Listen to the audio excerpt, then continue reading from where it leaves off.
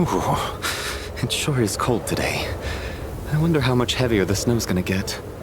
Here to see Odette? I just need to see your tickets for the preview. Perfect. Thank you. I'll hold on to your tickets. Come on in. It's freezing outside.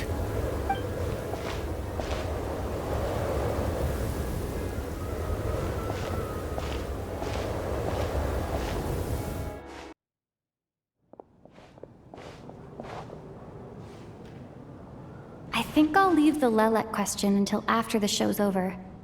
Then I'll go find Odette.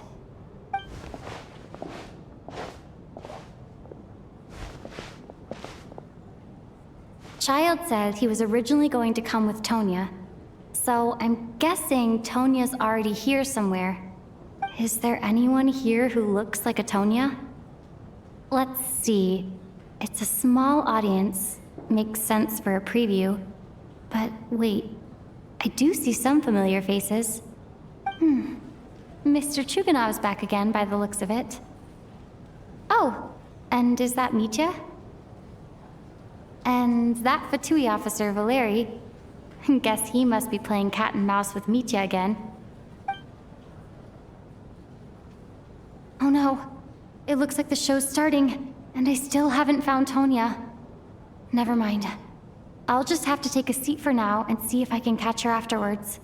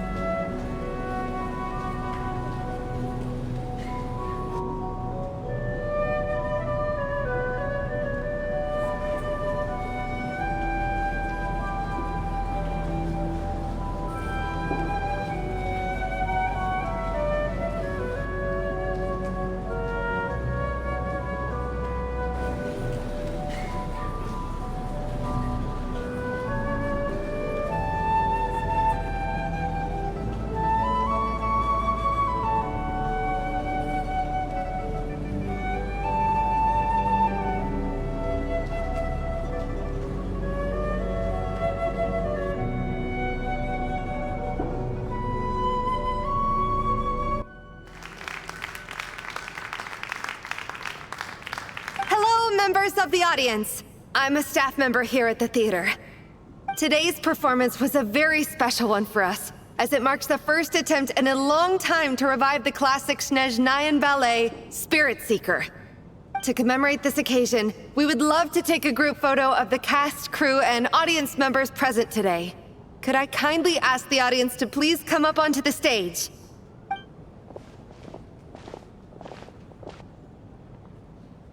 All right, everyone, huddle in a little more. Now, look at the camera. 1, 2, 3.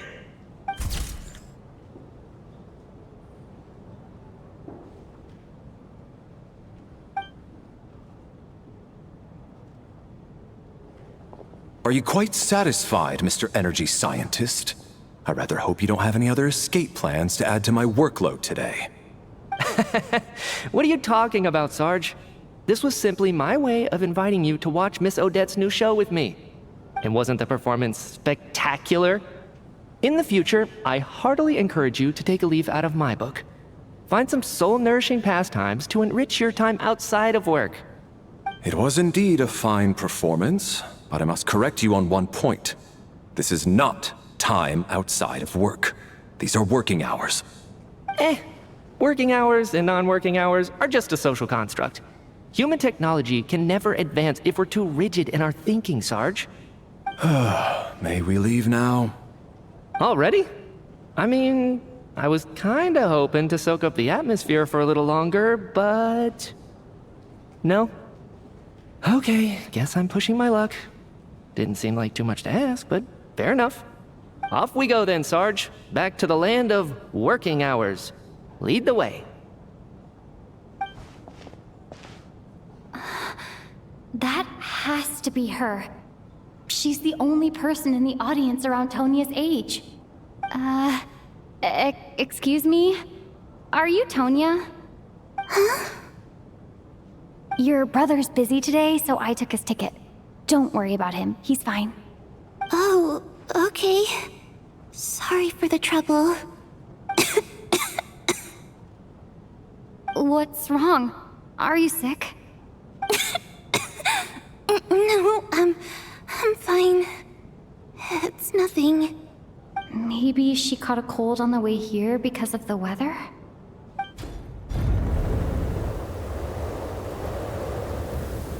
I haven't seen snow like this in a long, long time. It's most unusual. I know. It's completely white out there. You can barely see a thing. I've never seen such heavy snow in my life. Let's wait it out for now. You'd be lucky not to freeze to death in this weather, let alone find your way. Well, look at that. Maybe we shouldn't be in such a rush to get back after all. What do you think? Let's wait and see. Why do you need to take it so seriously? Fate has given us this wonderful chance to take a break. We owe it to ourselves to make the most of it. Come to think of it, there's a small inn not far from here that always keeps plenty of extra blankets on hand for guests. I know the route well. Shall I head over and borrow a few blankets? That way, anyone in a hurry can wrap up warm for the journey back. Just remember to return them next time you're over this way. Sir, there's really no need to go to all that trouble. Hey, it's no trouble at all. Wait here, I'll be right back. What a kind gentleman. Very good. My wife and daughter are waiting for me at home, so I shall be heading back as soon as I get my blanket. So... are you expecting us to go back to the Armory Palace wrapped in blankets too? Don't worry about that. I made arrangements in advance. Should I not return to the Armory Palace within 3.5 hours after Operation Showtime begins, an armed squad will be sent to collect us. They will escort us back. You are one of our key military personnel, so any weather-related risks must be eliminated. Operation Showtime? So, wait. Every single time you drag me back to work when I sneak out, it's a whole official operation? I gotta say, you've really turned this into quite a moral dilemma for me. It's snowing pretty hard out there. I think you should stay here for now. You seem a little under the weather. Sure. My brother might come pick me up in a bit anyway. Time to get to work. I should head backstage and find Odette. I need to look her in the eye and ask her about Lelek. Excuse me, are you looking for someone? Ah, a fan, I'm guessing? Today is just a dress rehearsal, so Miss Odette won't be meeting with fans. She's taking a well-earned rest right now. Sorry, but that area is currently off limits to everyone except the cast and crew. Huh. Bad timing, I guess. Well, I might as well stick around. I doubt Odette will be leaving before the snow lets up in any case.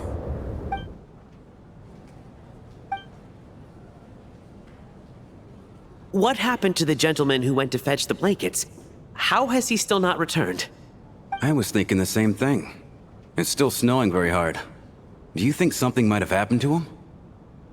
Whatever the reason for his delay, I must say I hate nothing more than people who make empty promises and fail to deliver. Well, I have to treat my employees like that on occasion, but that's different.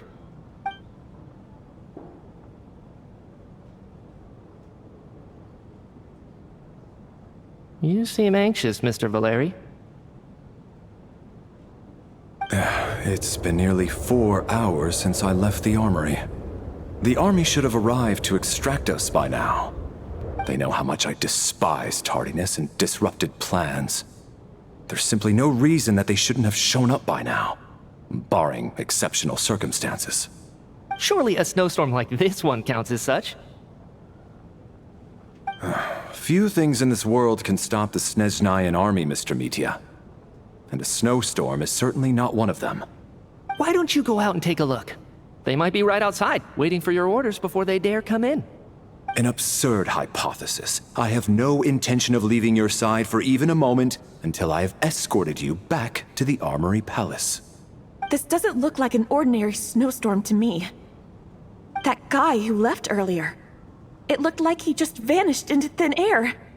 Either that, or my eyes were playing tricks on me. A man-eating snowstorm? Come on. Night hasn't even fallen yet. Spare us the ghost stories.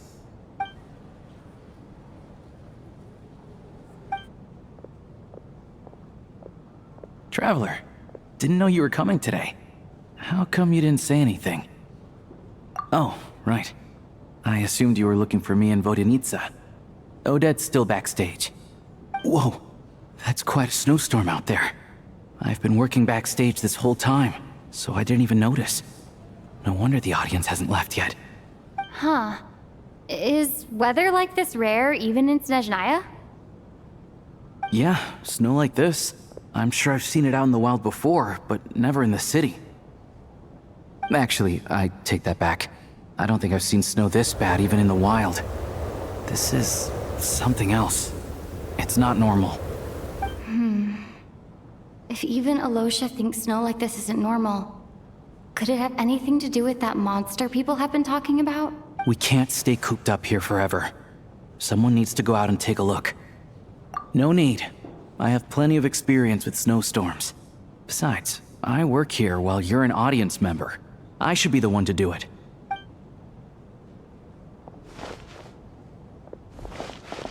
Everyone by the door.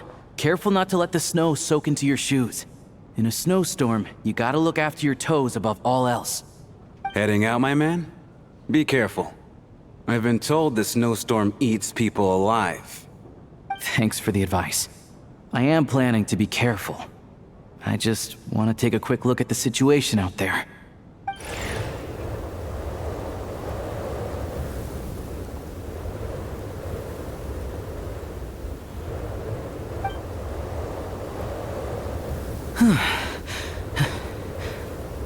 He's back! He's back! How was it? What's going on out there? Did you see any soldiers patrolling the area? Something about this storm isn't right. There's no one out there. I didn't see a single soul. And something in the air gives me the creeps. This isn't your average snowstorm. I suspect it might be related to recent events in our nation. I strongly advise everyone to stay here until the snow dies down. Are you serious? So all of us are trapped here now? That sounds a little far-fetched to me. You want to go outside and see? I, for one, am not risking my neck in that weather. This just turned from a minor delay into a major hassle. We can only hope that our friend who went to fetch the blankets just ditched us and went home. Is it really that bad? But my daughter, I won't be able to read her a bedtime story tonight. Huh? What are you all still doing here? Whoa! It's snowing hard! So now we're stuck here? Oh, this is terrible! Luckily, it was just a dress rehearsal today, so there aren't too many people here. On the bright side, the theater's always well stocked with supplies. If the snow still doesn't let up as we get into the evening, you can spend the night here, everyone. At least, I assume that's alright? Odette? Fine by me. This seems like a sensible backup plan under the circumstances. My thanks to the theater for being so accommodating. What are you staring outside and praying for, my man? You anxious to get home too? Oh, your majesty the Tsarita, I beg you, please do not let tonight's snowstorm stop. This is a golden opportunity to spend the night under the same roof as the two top stars in all of Snezhnaya. It's a once-in-a-lifetime experience. I think I've changed my mind. Sir, if you so much as look at us funny, you'll be seeing stars in a whole other way. Behave yourself, or you'll be begging for that blizzard. It's getting colder. We need to keep the indoor temperature up. Close the door and lock it tight. Let's head somewhere warmer.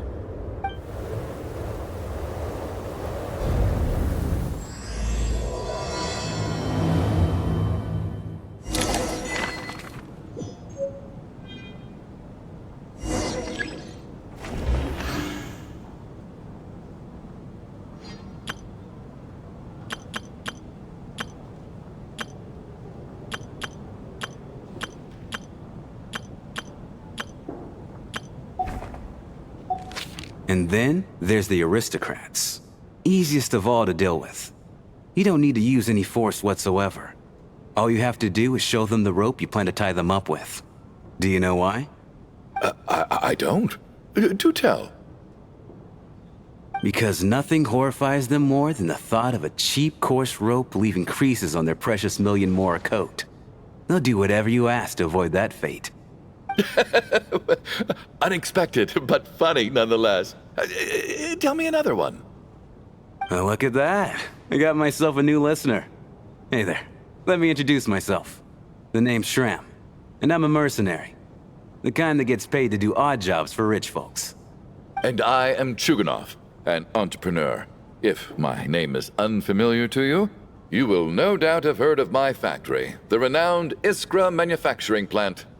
Are you really that famous, Mr. Chuganov? How come I've never heard your name before? Excuse me? Is that a joke? Or are you being serious? Oh, I'll have to ask my rope later. He's probably tied up more entrepreneurs than I've ever heard of. How are you feeling, Tonya? I'm fine. Sorry to worry you. I'm used to it by this point. I take medicine for it. My brother usually helps to get it ready for me. Child must take great care of his sister. He's never mentioned Tonya's illness, though. You know, I actually find this whole thing kind of exciting. Stuck in a strange place thanks to a snowstorm. Having to spend the night with a bunch of interesting characters. It's pretty cool, don't you think? Exactly. It's like one of those stories where an ordinary school trip turns into a magical adventure. I've always wanted something like that to happen in real life.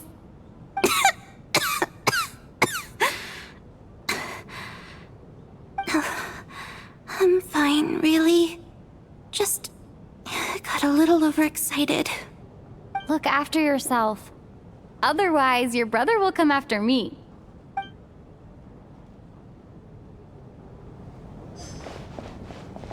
My husband has major trust issues. To him, I doubt even this snowstorm is a good enough excuse for me to stay out all night. That's the price of marrying into wealth. You'll get used to it. I'm not about to stop you if you want to leave, but don't drag me along. Hello? Can I help you? This is highly irregular.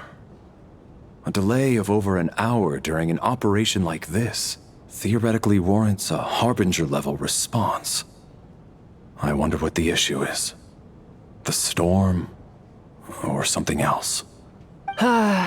Sarge, the day you learn to let go and just enjoy moments like this is the day you'll finally understand the meaning of life. Why, hello, ma'am. I believe you were the one sitting at a nearby table back at Podvorye Restaurant. Any friend of the theater's star performers is a friend of mine. It's a pleasure to meet you. I'm Mitya from the Energy Commission. Greetings. Major Valeri, head of the Special Assignment Battalion. Armory Palace Royal Grenadier Guards, 1st Regiment. I am here to ensure Mr. Mitya's personal safety. Please let me know if I can be of any assistance. Miss Traveler, I cannot help but notice that Miss Odette is stealing glances at me. Any idea what that could be about? I've racked my brains, but I can't think of anything I might have done to offend her. Perhaps she noticed me spacing out during her performance? What? You mean I really did do something to upset her? Well, thanks for letting me know. So, Mr. Mitya, is your work related to Project Suja? Yes, that's right. The higher-ups in the Fatui transferred me from the Energy Commission to the Armory Palace because they wanted me to... Really? I can't even talk about that? Pretty sure it counts as part of my private life. All right, I won't say anything. Sorry, Traveler. As you can see, I'm afraid this pleasant chat will have to end here.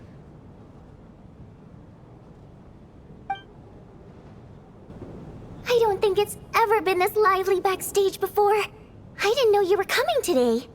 Hey, have you seen Chuganov? I heard he was coming today. Have you spoken to him at all?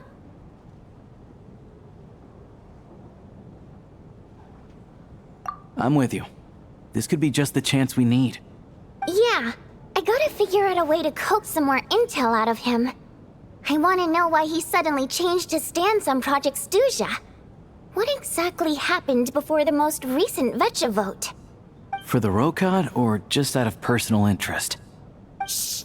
There are other people around. Don't say the R word. I have to say, even though today was a rehearsal and there were some hiccups along the way, Miss Odette's performance was one of the best I've ever seen, even compared to an actual show. Oh, I couldn't agree more, especially considering the weight of the subject matter.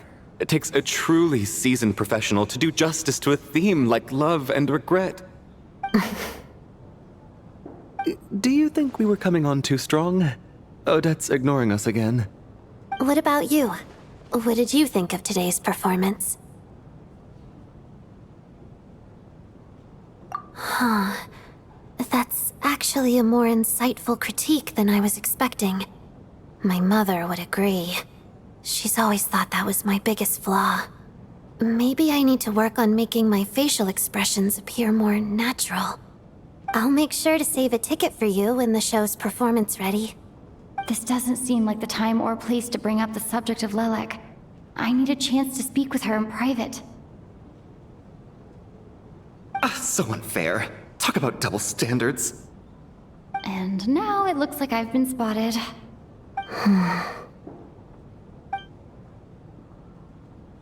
You know Mitya too?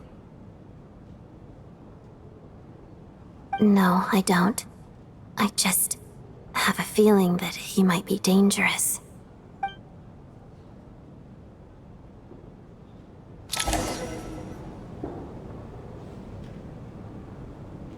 How's it looking, Alosha? No change from this afternoon.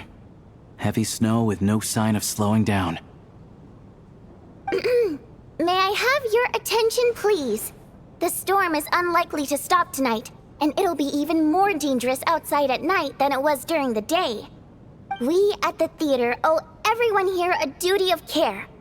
Therefore, we strongly suggest that you stay on site overnight and avoid going outside unless absolutely necessary.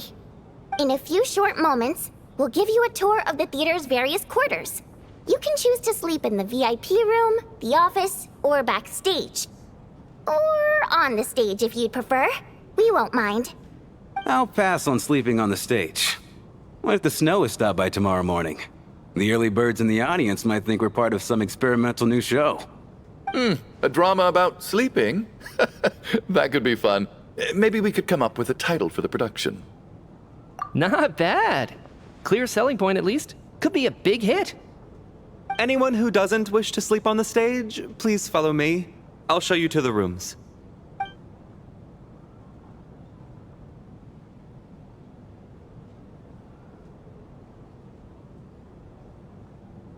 I guess I'll call it a night.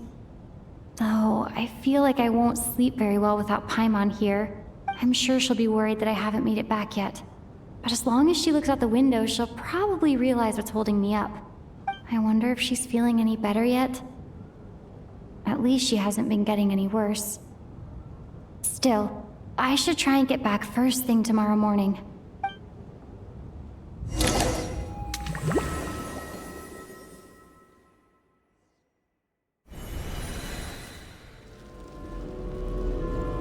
Ah, finally. Welcome back to the world of the living, lazy bones. I was about to wake you. The black mist is almost on us. Still waking up, huh? You know, the black mist. It's been chasing us from below ever since we were born. You're just dozy. There's no way you've forgotten. Come on, let's keep heading up. Onwards and upwards is the only way to survive. Don't listen to a word those black mist cultists say. Here we go again. The endless march toward survival. What's going on? That black mist down there is creeping me out. And it's rising. Guess I should head upwards and get away from it. The black mist cultists believe that being swallowed by the black mist leads to everlasting peace. But if you ask me, They're just lying to themselves. We're the only heretics left. The only ones who refuse to give in. We have to keep going. But how do you actually know that they're wrong? Dangerous question there, Torgov. The moment your faith wavers, you start a chain reaction that ends in the collapse of your will. Put the question out of your mind. Stay strong and believe that the black mist means certain death. Okay, but it's not my mind that's the problem. My body's about to give up on. I can't do this anymore. I've had enough of being forever on the run. What's the point of it all? All this will pass eventually, I promise. Keep fighting. It will be worth it. You accuse the Black Mist cultists of being liars. But you're lying too. There is no end to this path. It keeps going up forever. There was never any hope to begin with. The cult of the Black Mist has poisoned your mind, Sobolova. Are you thinking of giving up as well? I am. I think I'll take my chances with the Black Mist over this perpetual torture. As much as I detest the Black Mist cultists, I'm just too weary. Then I bid you both farewell. Let me put my personal opinions aside for a moment and say, I hope that you both find peace within the Black Mist. Fate always appears so impossibly complicated. But at moments like this, its raw simplicity is laid bare. Their fate was sealed from the instant they entertained doubt. From then on, the outcome was both inevitable and irreversible. Let's go.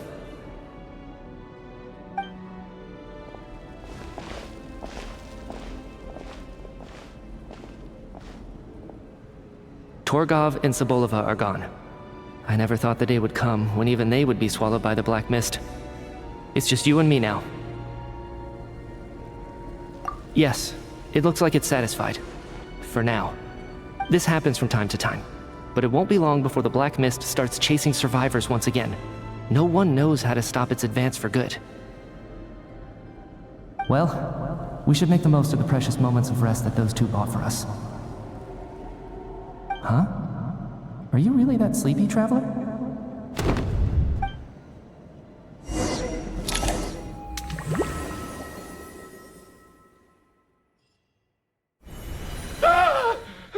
Help!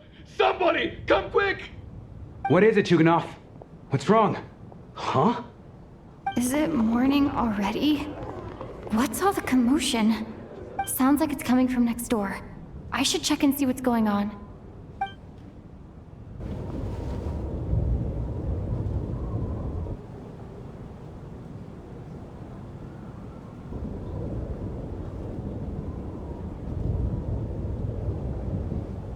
Don't look, Miss Tonya. Stay here. Okay. What happened to them?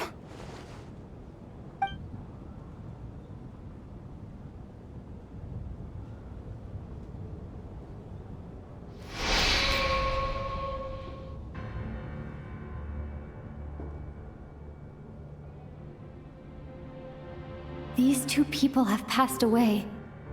And the strange thing is that somehow I knew this was going to happen. I knew that they would be the ones to die. Have I seen this moment before? Or did I have some kind of premonition? I can't remember what it was. Let me take a look.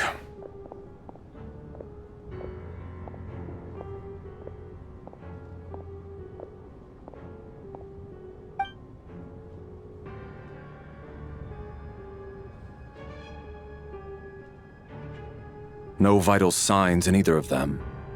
They're dead. The cause of death, however, remains unclear.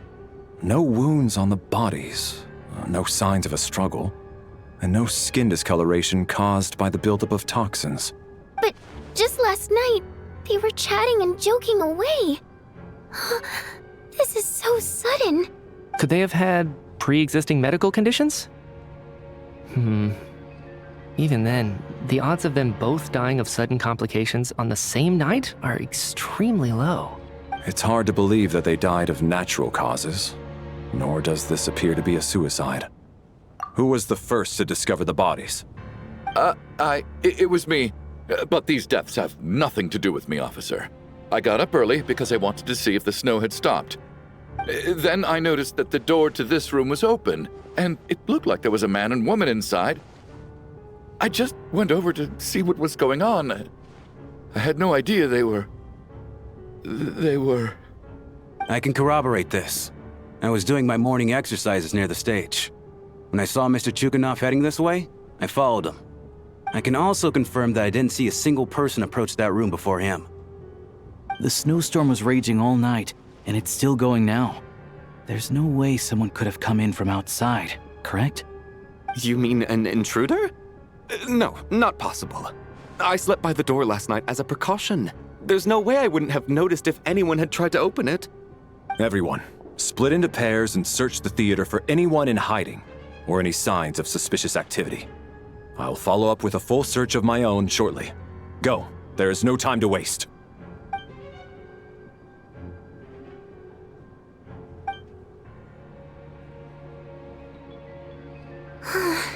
Nothing on your end either? Backstage is clear. No signs of suspicious activity.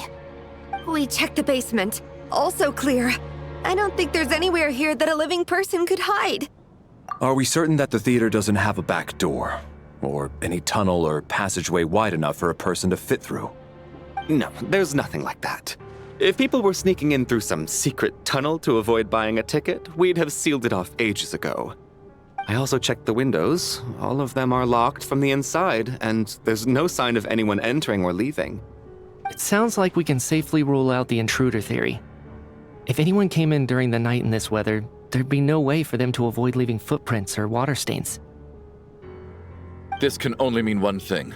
It's like one of those murder mysteries you see in novels and plays, isn't it?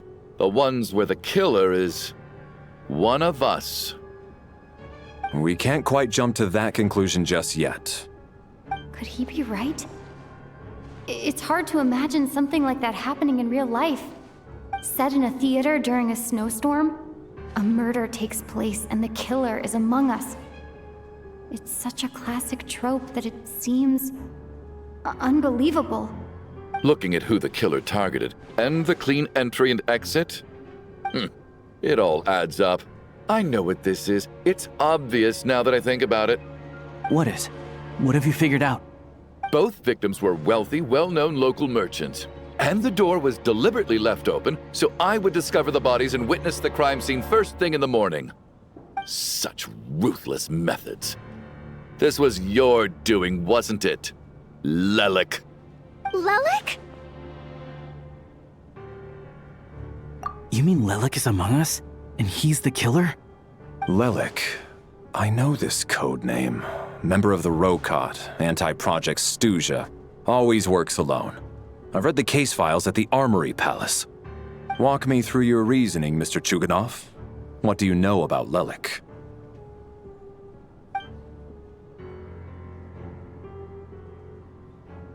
What now, huh? What now, Lelik? What more do you want from me? I already voted against Project Stuja at the Snezhno Gradvecha. You snuck into my house the other day while I was asleep. Left a threatening letter. And I did all that you asked. But Project Stuja cannot be so easily shaken. Not with the rooster in charge.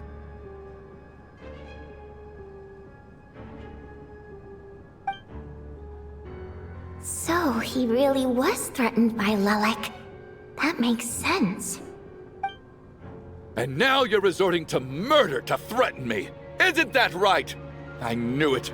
The Rokot despises the rich. The lives of the wealthy are but refuse in your eyes.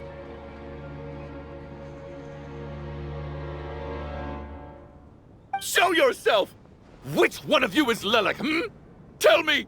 I'll do whatever you want! Just stop playing these mind games!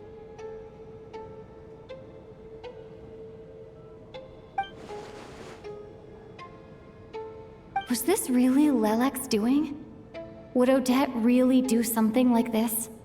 If Odette really is Lelek, this seems out of character. But then again, how well do I really know her? I'm probably the only one here with a compelling theory about Lelek's true identity. But if I reveal it now, I'll be putting Odette in the line of fire. What should I do? I don't think it's likely that Lelek killed anyone. At least from the stories I've heard, he's never killed anyone before. And his name has never come up in connection with any murder cases. Besides, even if Lelek did want to threaten you, why resort to such an extreme and roundabout method? It's not his style at all. Vodianitsa doesn't know that Lelek might be Odette, but her assessment is pretty much identical to mine. Miss Vodianitsa, why do you suddenly feel the need to speak in Lelek's defense? Defense? Oh, no, it's just... I'm worried that we're jumping to conclusions here, so I wanted to share my point of view. Also, I don't think the Rokot is as bad as you're making it out to be. Well, if you think I'm so wrong, what's your theory then, Why don't you tell us who the killer is? The case is still evolving, Mr. Chuganov. Please do not prevent others from expressing their opinions so early on in the discussion. Even so, there's no denying that the recent threat received by Mr. Chuganov may well be an important clue. So there's still a good chance that Lelek is right here among us. I can't do this anymore. I don't care if it's still snowing outside. I have to get out of here.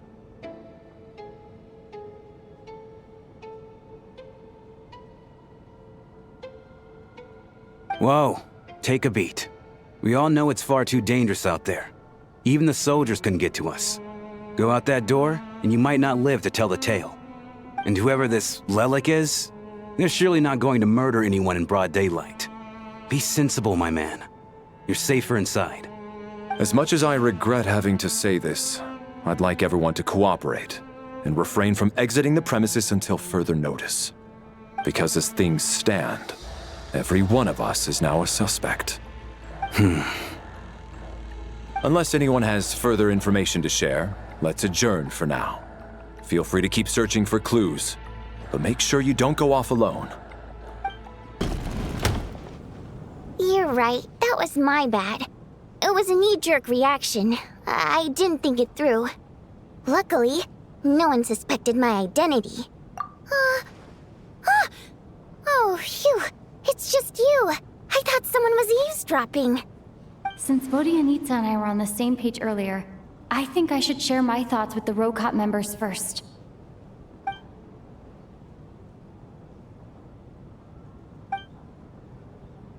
Whoa. Are you serious? I don't know if this counts as gossip, but it's definitely on track to be the juiciest this whole year. Odette? Really?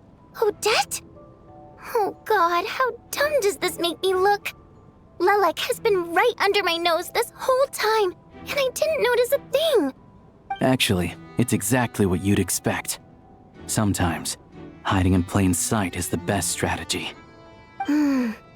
And now that you mention it, the more I think about it, the more sense it seems to make. It all adds up. What are we up to now? 1, 2, 3, 4... Odette's identities. She's my coworker, specifically a ballerina, and also a Fatous, a member of the Rokot. Now, Lelek. It must be so exhausting. I just want to give her a hug. I guess since I've always known her as a member of the Fatui, it never even crossed my mind that she could be involved with the Rokot, let alone be Lelek. I don't understand. If she's with the Fatui, what reason could she have for being so opposed to Project Stusha? Probably best if you ask her that in person. Well, since you waited until now to bring this up instead of announcing it to everyone earlier, does that mean we're all on the same page here? Yeah. Lelek may not follow orders from the Rokot leadership, but as far as I'm concerned, she's never crossed the line. If anything, her actions benefit the poor. We need to confront her face to face.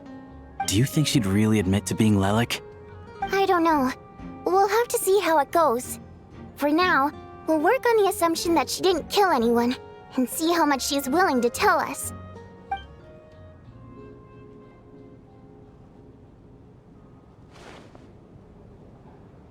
Now's our chance. Odette's alone. Let's go. Hey, Odette. What is it, you guys? Shh. Keep your voice down. We need to talk. So, you're Lilac, aren't you? Alright, fine. You don't have to say anything or explain yourself. Just hear me out first. None of us believes you'd kill innocent people. Whoever murdered those 2 people last night, it wasn't you. The Traveler was the first to figure out your identity, but she kept quiet during the discussion just now. Still, it's clear where the group consensus is heading. Everyone believes Lilac is the culprit. If your identity is exposed, you'll be in a really bad spot. We're your colleagues, and we know what kind of person you are. I don't want anything bad to happen to you. So, can you clue us in? Tell us everything. The more we know, the more easily we'll be able to cover for you. Alright. Yes, I'm Lilac. And no, I'm not the murderer. And thanks, but I don't need you to cover for me. Actually, I'm planning to reveal my identity. Huh? You're gonna reveal that you're Lilac? Here? That's right. I'll admit I was surprised at first when Chuganov guessed that I was here. It was just a lucky guess, but it caught me off guard. But after taking some time to assess the situation and confirm where everyone stands, I don't believe I have anything to worry about. Are you sure you don't need a second opinion? Given the circumstances. Mr. Valeri! What?!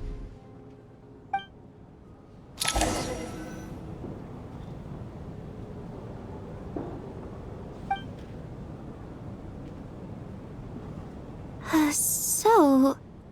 Odette is Lilac? I don't know what game you're playing, but you've got a lot of nerve. It's just one identity. So what if it's exposed?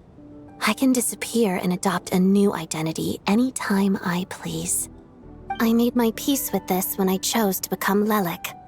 But more importantly, I promise I am not the murderer, which means that someone else is. So, if anyone still insists that I did this, you'd best produce the evidence now. Otherwise, I suggest that you bite your tongue.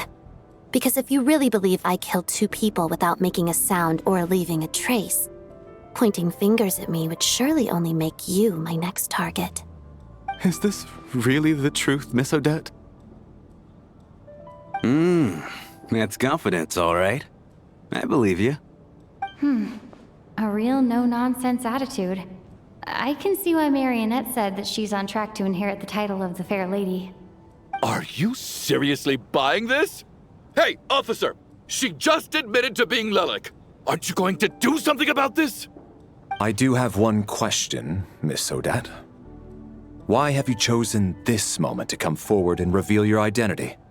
If I didn't say anything, everyone would be focusing all their efforts on finding Lilac. And that is exactly what the real culprit wants. I don't want to be the scapegoat who lets the murderer get away with this crime. Despite all the accusations, she made the smart choice. A remarkable display of rational thinking under pressure. Clearly, Odette's talent extends far beyond the art of dance. She thought so far ahead. Ugh, why do I always feel like I'm one step behind her in everything? You've convinced me. Dealing with the murder case remains the top priority right now. Let's put the name Lilac and all related incidents aside until further notice. Nevertheless, the group still considers you the prime suspect. I assume you have no quarrel with that, Miss Odette? I understand. You're welcome to keep an eye on me around the clock. I have no objections. Mr. Chuganov? For my wife and daughter's sake, I'll let you off the hook for now. But don't think you're forgiven for breaking into my house and threatening me. Just wait till we get out of here, Lelik. We'll settle the score then.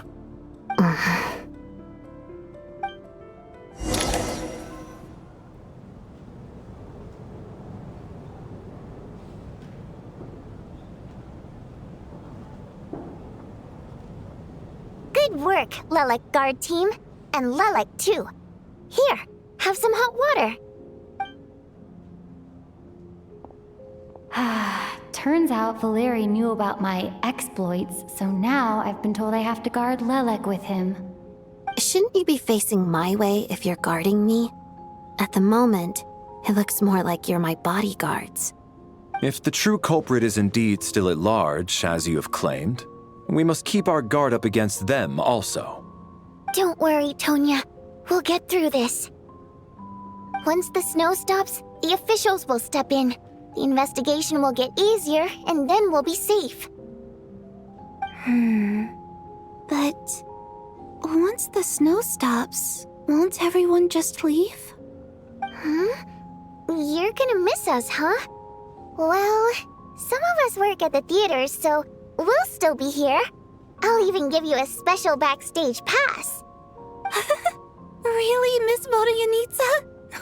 That's awesome! You've made a fan for life. Aw, you're so cute, Tonya. All right, let's swear to it. I promise to give you the pass, and you promise to never change your mind about being my fan. Promise. Don't indulge her, Tonya.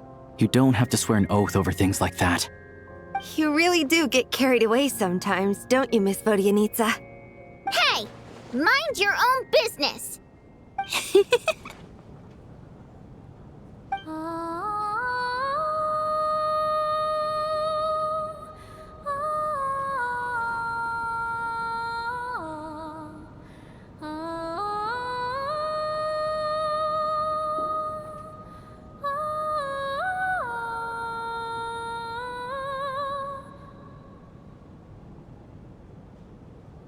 Don't be nervous, Miss Water Imp.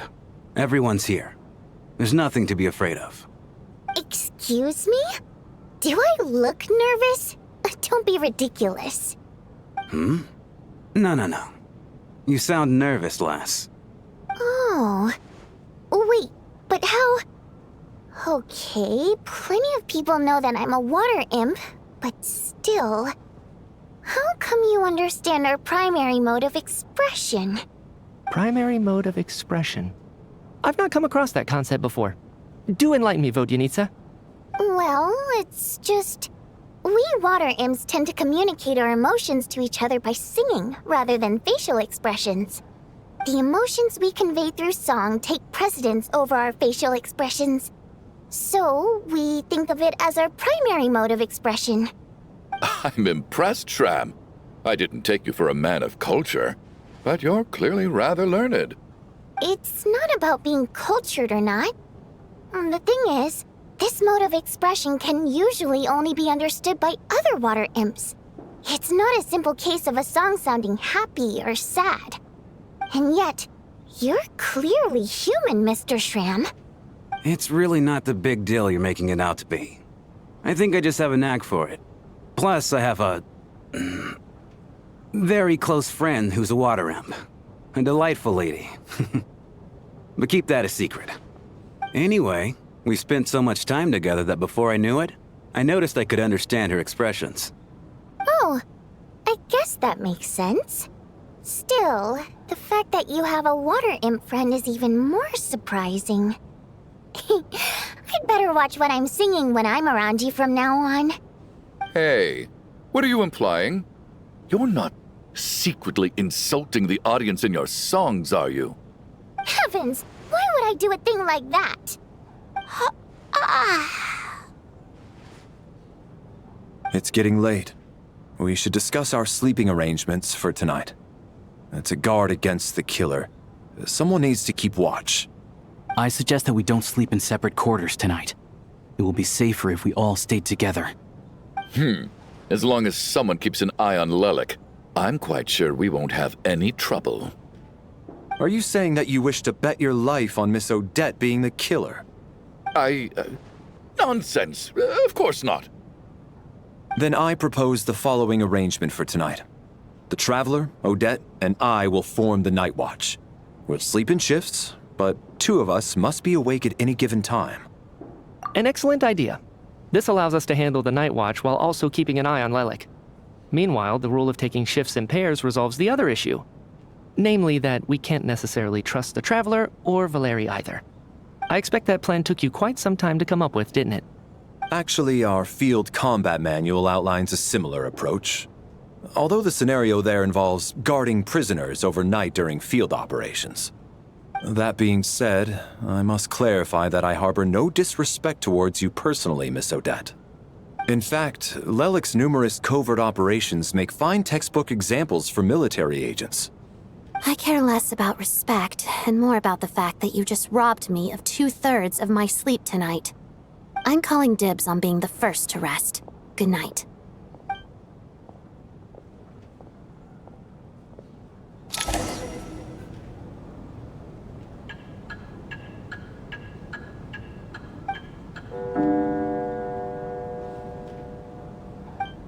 It's almost time.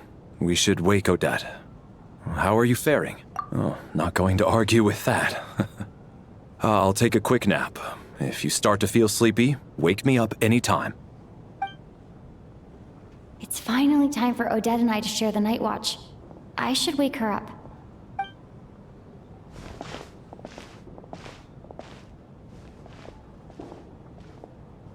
I came here to get information from her in the first place. Maybe I should think about what questions I want to ask before she wakes up. How long are you gonna keep staring at me? Couldn't sleep. My mind's been running haywire.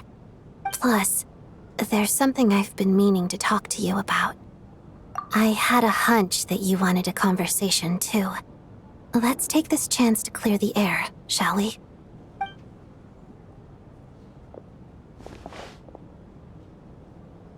I just had a simple question for you, really. It's, Rosaline.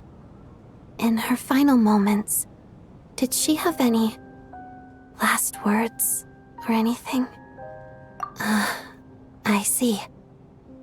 Well, that was all. I have no other questions. No. She was utterly ruthless in pursuing her goals. That kind of person should be hard to miss. And yet, even though I never approved of her methods, and she was an abrasive person, the fact remains that I am indebted to her. Oh, she told you. I guess that makes sense. I think she and Rosaline were on pretty good terms. Yes. Rosaline wasn't the kind to gossip about this sort of thing. Not that it's any huge secret to me, though. When I was a child, I had to join the Fatui for the sake of my mother and me. I trained under Rosaline. It was extremely grueling, and it didn't exactly come naturally to me. All I could do was try to ignore the biting cold and practice. I was a newcomer who'd managed to make a good first impression on a harbinger. There was pressure to live up to her expectations, to be worthy of the fair lady's reputation. Every day was a struggle against the cold, pain, and fatigue. And most nights, I struggled to fall asleep. After enduring all that, I've become almost immune to the sensation of pain. I suppose that was the cost of survival. Surely, any child who had to experience that would grow to hate her lot in life, don't you think? So, I put an equal amount of effort into my ballet. Because in my young mind, that was the only way to defy my fate.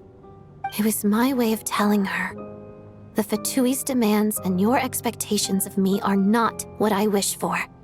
One day, I will leave.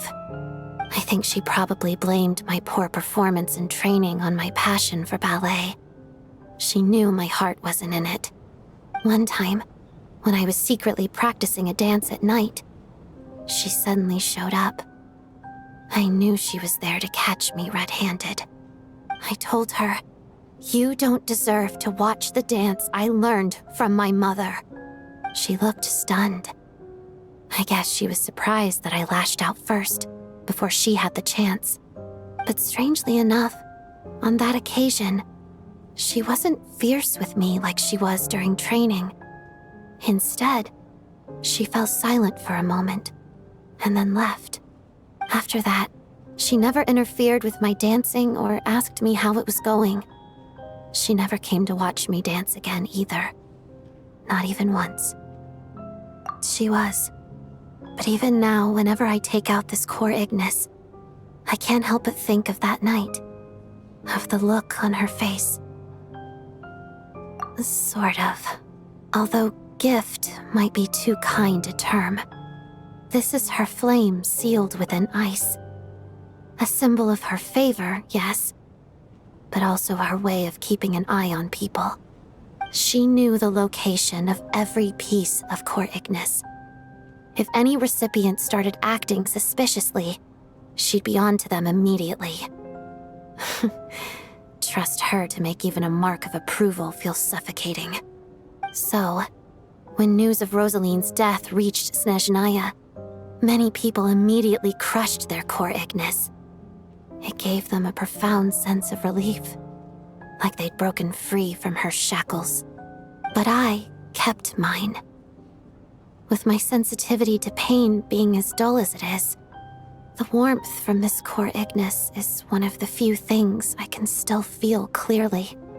I still wonder, did she really come to stop me that night?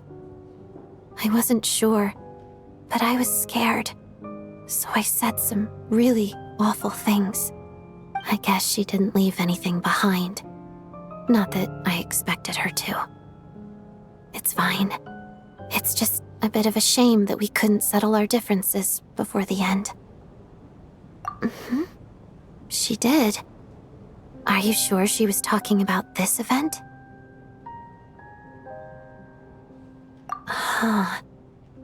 No, she didn't. I didn't even find out that she'd gone to Mondstadt until a while after she'd left. Wait, in that case... Okay, I will. Thanks for letting me know. There's something I'm trying to figure out.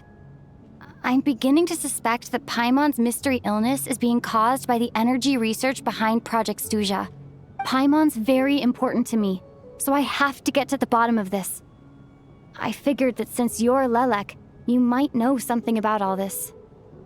The ultimate goal of this energy experiment is to create a weapon for the final battle. The weapon's construction was completed in Nodkrai. Now, all that remains is to arm it with a sufficiently powerful energy.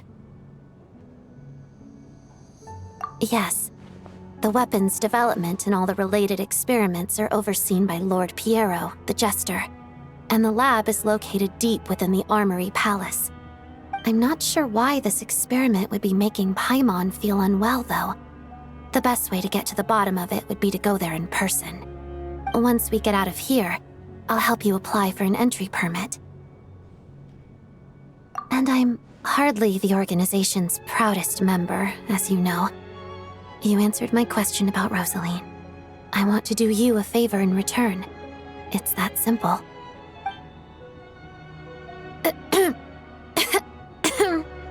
Huh? What's wrong? Are you not feeling well? You two seem to be hitting it off. I thought you were sleeping. Of course I was. In the military, one learns to fall asleep quickly, even in the most inhospitable environments. It's vital to staying alert and energized. Why? Is something wrong?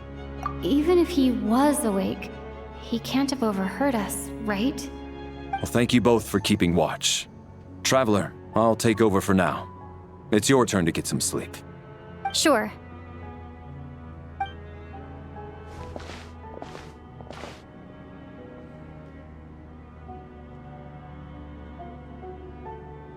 This is our second night here, but at least I found out a little more about Paimon's condition. I hope she's been sleeping well the past couple of days. Huh. Why do I feel like I'm being watched? Seriously? Is this payback for when I stared at her earlier? But I thought she was asleep. Never mind. I'd better try and get some sleep myself.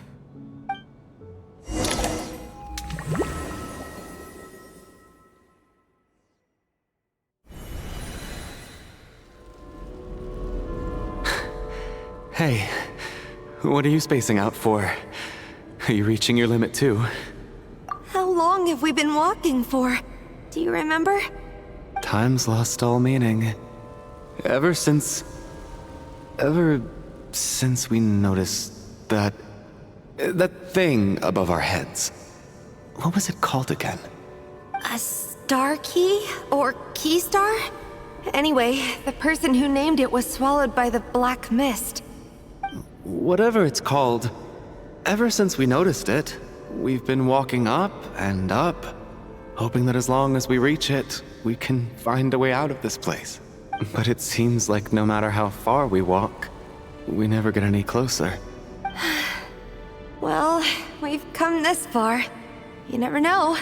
Maybe we're almost there? Come on, enough moping. Let's go. The black mist is catching up.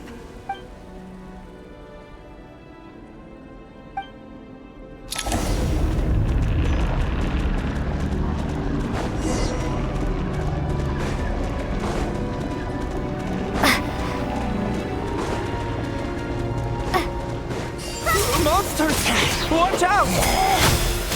Not again! I've lost count of how many times we run into them. Be careful!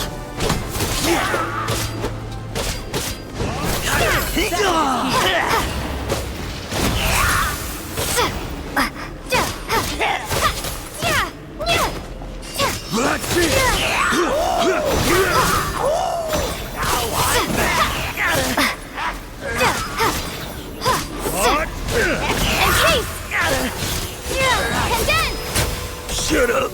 Run faster.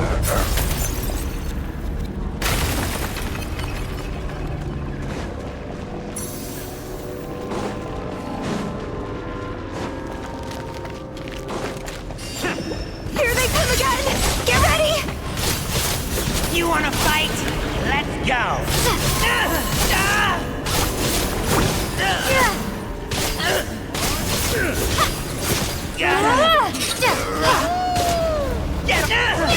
Cryostorm!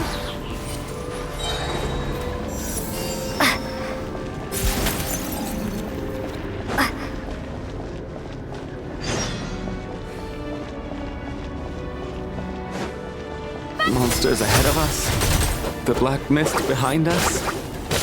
Feels like there's no escape.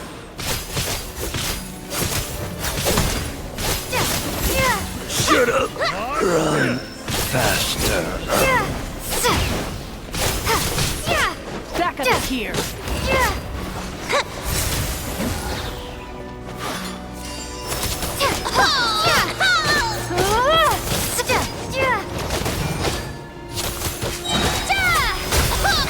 Learned! Are you hurt, Coolish? No, I'm fine. It's just... suddenly I don't want to walk any further. I get you.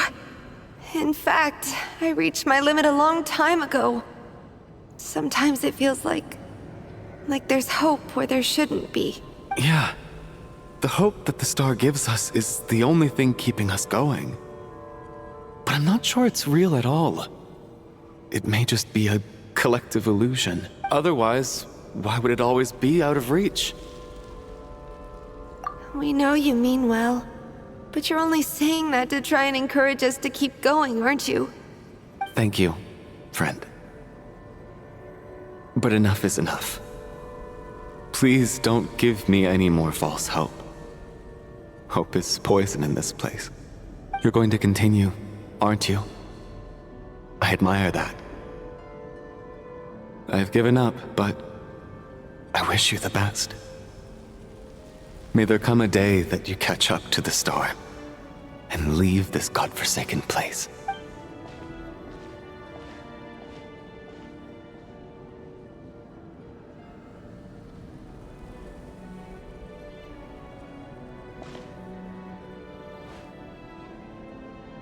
It's not an illusion.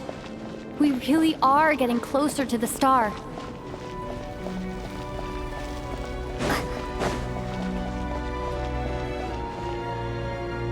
Congratulations. You're the first person to make it here. I'm the star's envoy. The black mist has stopped rising. Its hunger is satisfied for now, having devoured your two companions. This is a good opportunity. I'll let you get some rest before we continue. What do you mean, leave? The star represents the starting point. It's the waypoint for the beginning. Congratulations on reaching the starting point. Once you are ready, we will head out and walk upwards. I will be right by your side the whole way.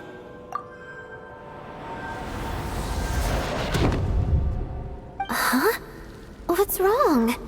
Hey, don't give up before the journey's even begun.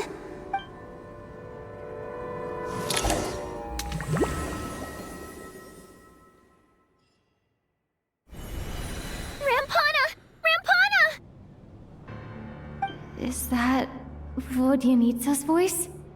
What happened? Coolish, wake up! Please wake up!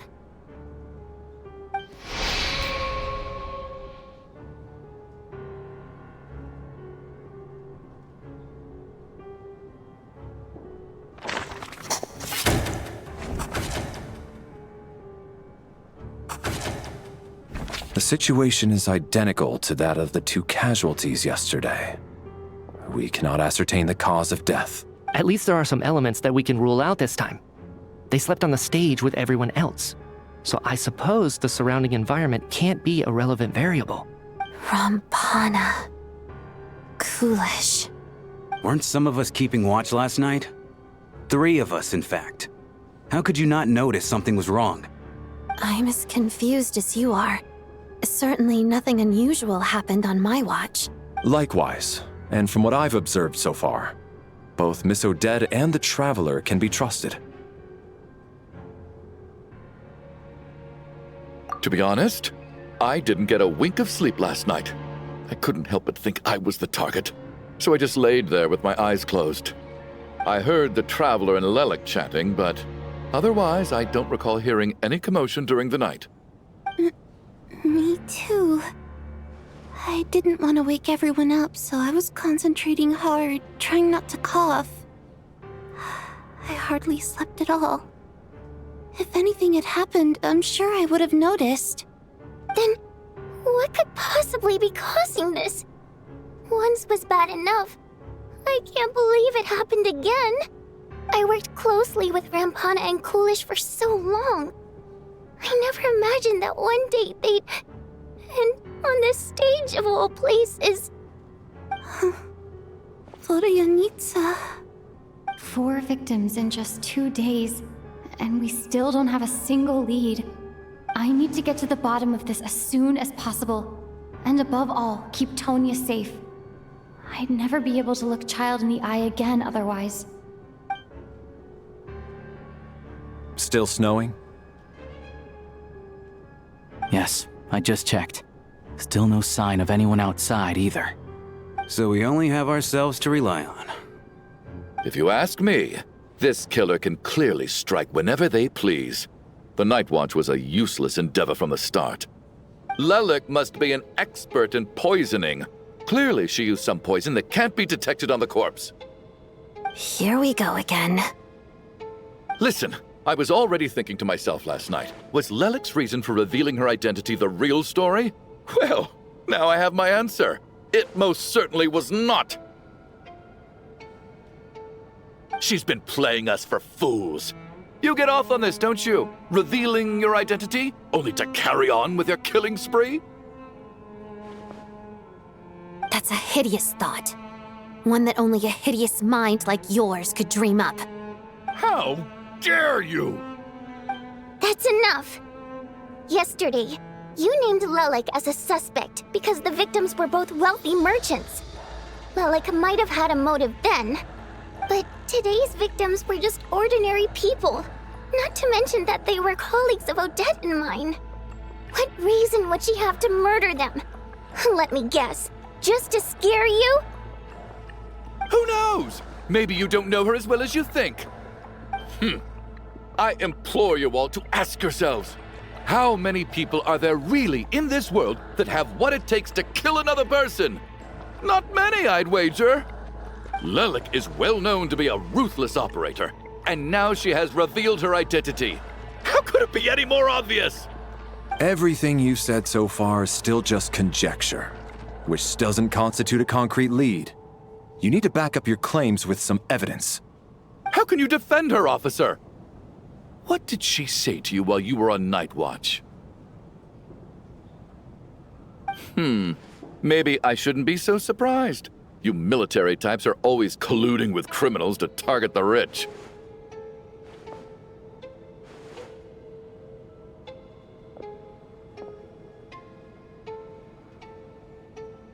All so you can get your grubby paws on our hard-earned fortunes, then tell us to fall in line. The Fatui, the Druzhna, and the Rokot. Thugs, the lot of you!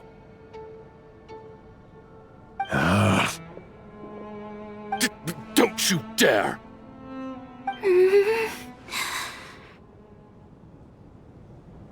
Sir, but you were the one who told us not to stop other people from expressing their opinions yesterday. 4 people have already died. Only yesterday I was chatting with Mr. Coolish. Then we woke up in the morning and he's... Turning against one another is the last thing we should be doing right now. Little girl.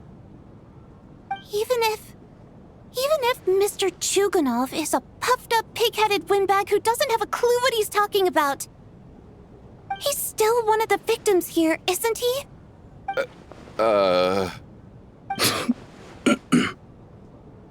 Quite. I had no intention of resorting to violence. But you're right, Miss Tonya. I ought not prevent him from speaking his mind. In any case, I believe Mr. Chuganov has calmed down a little now. We may resume our discussion. I don't think there's any need for that. What is there to discuss? Nothing about this situation is normal. Did you have an idea, Mitya? You're the brainiac here, right? Come on, clue us in. I've been mulling something over. All the leads we have so far concern things from outside the theater. Miss Odette's alter ego, the threats Mr. Chuganov received.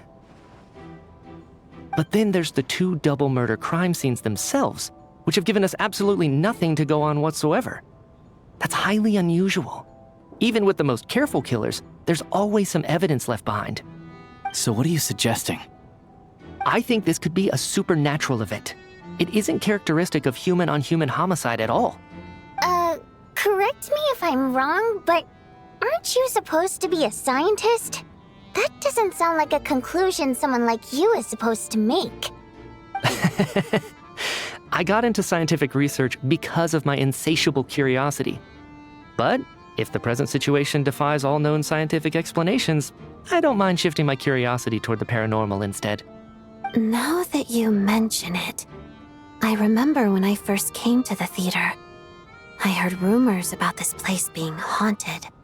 Haunted? Yeah, I think I heard the same thing. But I mean, they're only rumors, right? We've worked here for years. Surely we would have noticed any spooky goings-on by now. Well, this has taken an unexpected turn. A haunted theater? If Paimon were here, she'd probably be hiding behind me in fear right now. Why don't we take this opportunity to look for clues again with a more open mind? Maybe a different perspective will help us see something different. Very well. Whether it's criminals or ghosts we're looking for, The same rules apply. Everyone needs to tread carefully. I'll move the bodies into the same room for now.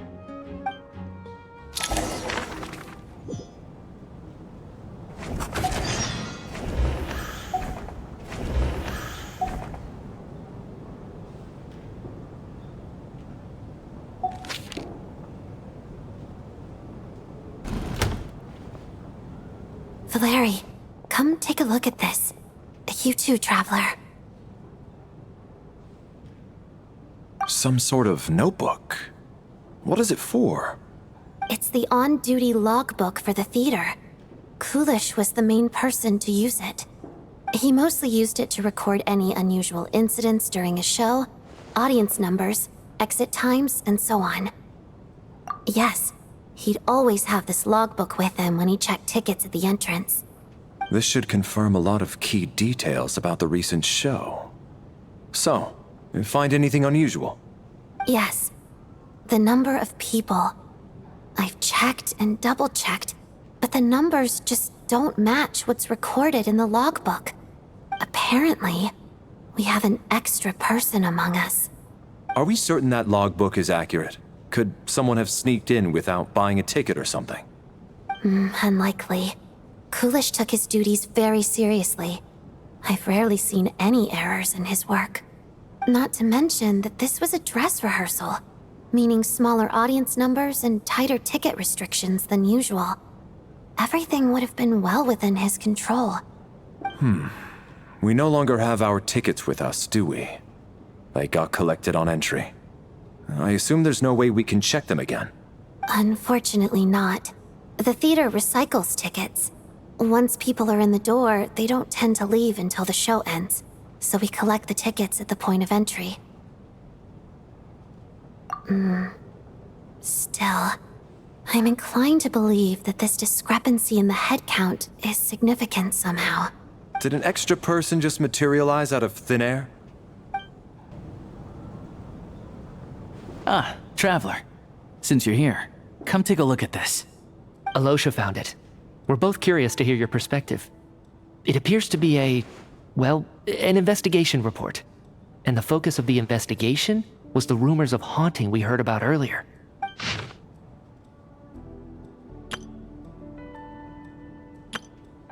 An investigation report, huh?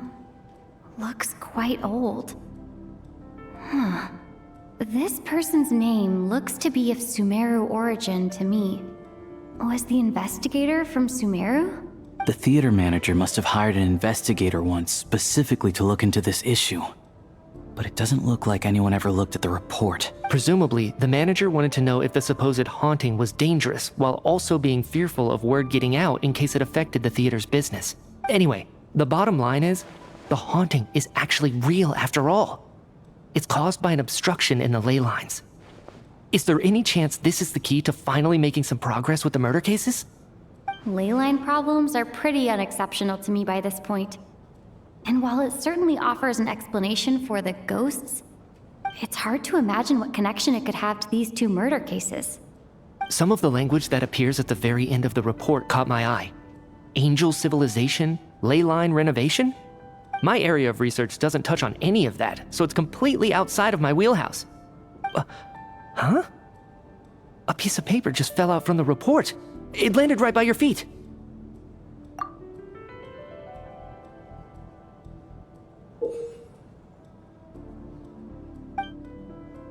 How unnerving. It was tucked inside the report, so it must be a note left by the author. Death is near. Is that supposed to be what's going on here? With us in the theater? But if so, how did the author foresee it? Could he predict the future somehow? Maybe things are more complicated than we thought. No, wait a second. If we take the report and the note at face value, they completely contradict one another. The report definitively concludes that the hauntings in the theater are harmless and cannot affect the real world. But the note seems to be warning of potential danger. The question is, what exactly does the note mean by death?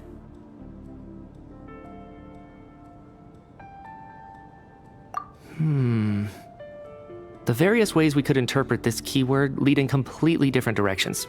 Let's pause our analysis here for now. I think we need more information. Tonya? Did you find anything? Not yet.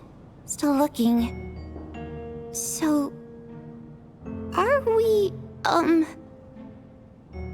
we supposed to be looking for something paranormal? I think I'd prefer teaming up with you than looking around on my own. This looks like somebody's notebook. Shall we read it together?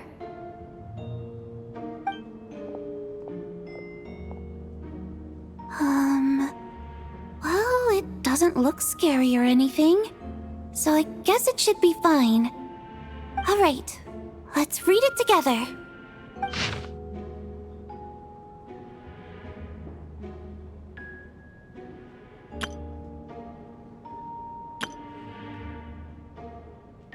Huh. This has to be Vodyanitsa's writing, surely. Maybe it's a little rude for us to peek at this. I feel like I just read someone's secret diary by accident. It sounds like she's writing this for her parents, right? I don't understand. Why put this stuff in a notebook instead of mailing it in a letter? Because her water imp parents belong to the aristocracy, who were driven out of Snezhnaya by the Tsarita long ago. And now they live somewhere new, where the postman can't get to. We're sorry. It's fine. My fault for not storing it properly. I can't leave things lying around and expect them to get ignored when everyone's scouring the place for clues.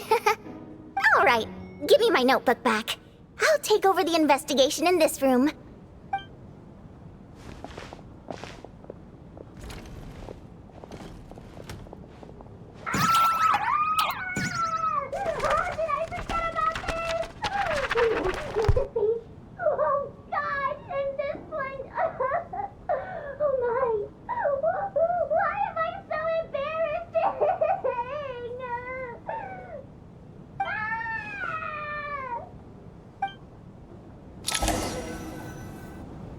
If we take all this together, it's not impossible, is it? If anything, it's the natural conclusion. Oh, I beg to differ. This sounds to me like a product of a researcher's vivid imagination. And perhaps it's because I'm still viewing this through the lens of a typical murder investigation. But still, I'm struggling to be persuaded by your theory. Does it really sound that far-fetched? Alright, well, let's treat that as speculation for now. I do agree with what you've said, so let's go with your idea for now. Good. Okay, now that we finally have some meaningful leads, I think it's time to reconvene. Let's get the others.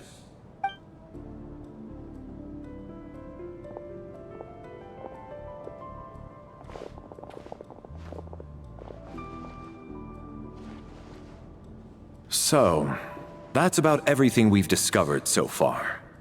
I'll share my theory first. Based on what we've learned from the logbook, I believe the extra person among us is most likely the killer. If the killer had simply bought a ticket, it would have greatly increased the risk of their identity being exposed. I expect he or she either hid in the theater ahead of time, or found a way to slip past the ticket inspection. They then blended in with the group and waited for an opportunity to strike. What about the note found in the investigation report? Any thoughts on how that fits in? The killer may have simply planted it there as some sort of sick joke. I've seen my fair share of psychopathic killers. They love playing cryptic mind games. So, it has nothing to do with the haunting of the theater after all. This theory makes sense to me. If we have an audience member unaccounted for, chances are they didn't come here to watch the show. Could it really be that simple? So, in other words, all we have to do is find out who got in here without a ticket, and all our problems will be solved? Then let me make one thing clear. All the theater staff should be well aware that I came here for the rehearsal legitimately, yes? There's no way I'm the one who didn't have a ticket. It's true. I hear you used every trick in the book to get a hold of that ticket, too. Everything short of throwing a temper tantrum and rolling around on the floor at the entrance. I most certainly did not degrade myself in such a way. Probably a stupid question, but I might as well ask. Did anyone here get in without having their ticket checked? Guess it was naive of me to expect them to just admit to it. Especially after the unprompted Lelic reveal. Once was already a miracle. Twice would be unfathomable.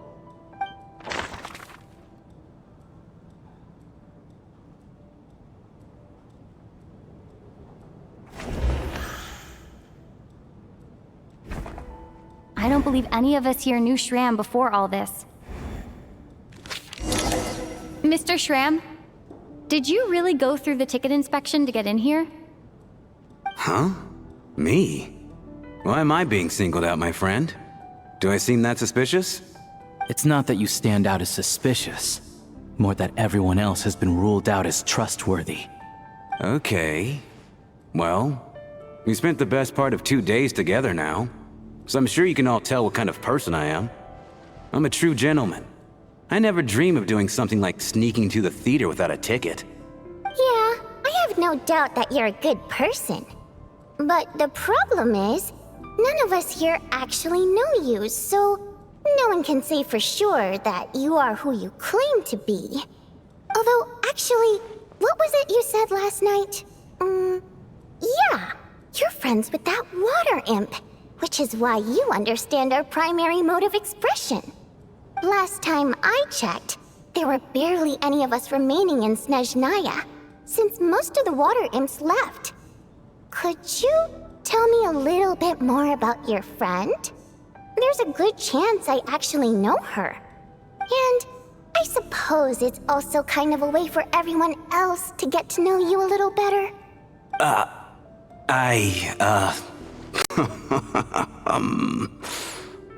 Good grief. Are you blushing? Pull yourself together, man. Stop giggling like a teenage boy. It's revolting. Hey, revolting is a little strong. All right, fine. I'll admit it. That water imp friend of mine, the truth is, we're dating. I was just a bodyguard hired by our family. But the stars must have aligned, because sparks began to fly between me and their daughter.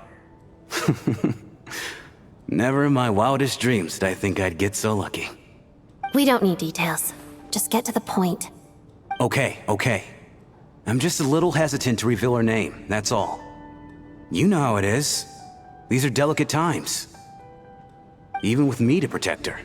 If word gets out that she's dating a human, both the Fae and human factions will give her a hard time.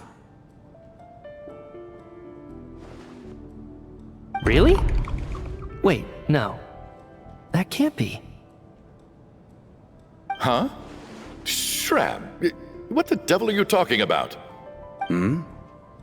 Why is everyone looking at me like that? Surely you can understand where I'm coming from. Delicate times? Factions? Yes? You know, the Civil War? Last time I checked, the Fae and the humans were still at each other's throats. If I'm not mistaken, the last significant civil war in Snezhnayan history was over 400 years ago, when Her Majesty the Tsarita had just taken the throne and was consolidating her reign. What do you mean, 400 years ago? What's going on here? Is Shram from the past? All right, Mr. Mitya, you win this round. As far-fetched as it is, it appears that your theory may be correct. I'm just as amazed as you are. I didn't even believe it myself, to be honest. Is someone going to explain what's going on here? From the look on your face, you figured it out too, haven't you, Traveler?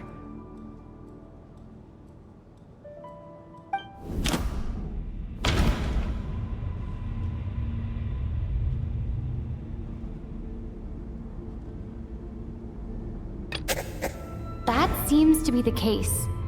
Shram's the extra person, but there's no way of learning his identity from this clue.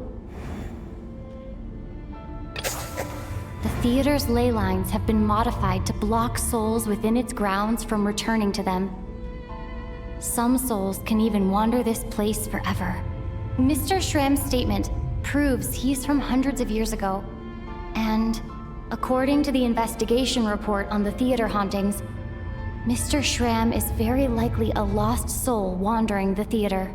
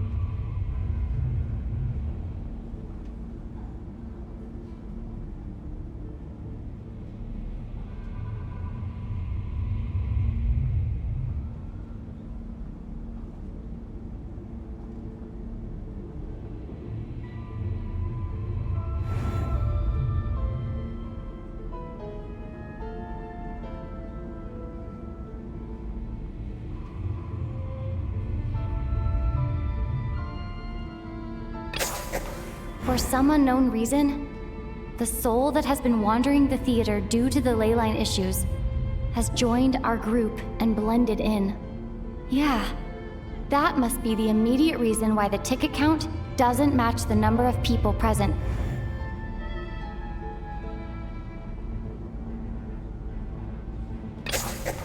The contents of the investigation report have been verified. There are indeed leyline issues and wandering souls in the theater. Death likely symbolizes the deceased. Mr. Schramm, for instance. Death is near. Huh. That must... Yeah, the logic is clear now. The investigation report said that there would be souls stuck wandering around the theater because the ley lines were cut off. Mr. Schramm must be one such soul who died in the theater a long time ago. In which case, that also makes him our extra person. So when the note said death is near, it must have been referring to death as in the deceased, people who died a long time ago. Someone who died a long time ago. In short, there's a dead person among us. The extra person we've been searching for is a ghost from the past. You mean I'm a ghost? No. Don't make jokes like that, my man. There must be some mistake. But even if I was dead, I know for a fact I didn't kill anyone these past 2 nights. Yeah, even if all that's true, the report also said the souls inside the theater can't affect reality, right? They're harmless. Then what if the problem isn't the souls at all, but the ley lines themselves? The ley lines have a powerful ability to attract and devour souls. Let's say that the ley lines are like a black hole, constantly seeking to engulf souls. But the souls that don't want to return are trying to avoid being sucked in. Why does this analogy sound so familiar? What happens when the black hole can't achieve its goal? I'm only speculating here, but what if it ended up swallowing innocent souls by mistake? Or intentionally taking other souls to compensate? That could explain why we weren't able to determine a cause of death. If you're right, and their souls were devoured by the ley lines, it does make some sense. It does seem to explain a lot of the things we couldn't make sense of. Does that mean it's true? Except there's no concrete evidence. Mitya is relying on a lot of logical leaps. Still, it seems like the best explanation we have under the circumstances. All right, so how could Schramm not know that he's dead? Seems a little unlikely that he hasn't noticed anything unusual even after several days interacting with us. On the contrary, it's perfectly normal for a soul to wander the theater for centuries without questioning their existence or reason for being there. It's simply what's natural for them.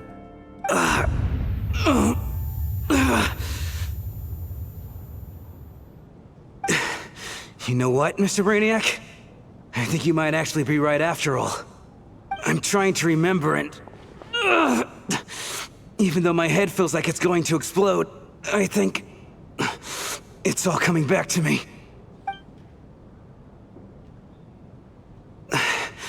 I was the one who didn't want to remember my own death. so I forced myself to forget. Well, I'm sure those are painful memories.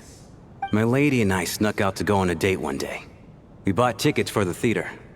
It wasn't really my thing, but I was just happy to be together. All of a sudden, a group of people burst into the theater, shouting for all the water imps to get out, performers and audience members included. It was clear the conflict between humans and Fae had reached a boiling point. This time, the extremists were even coming after the water imps who had nothing to do with the war.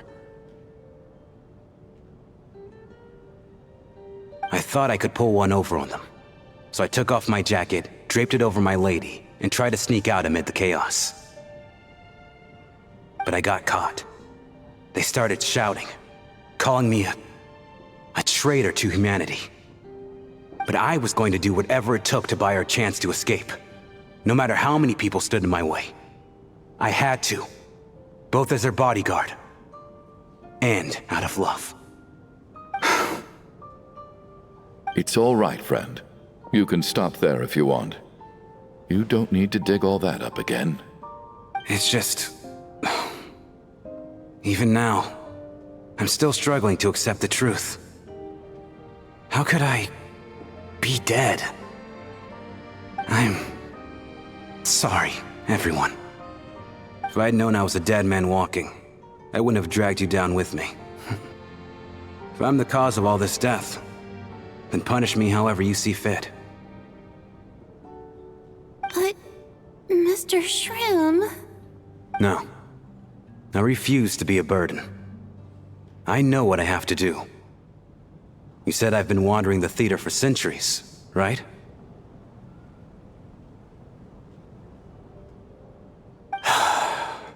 I guess it's high time I got a breath of fresh air.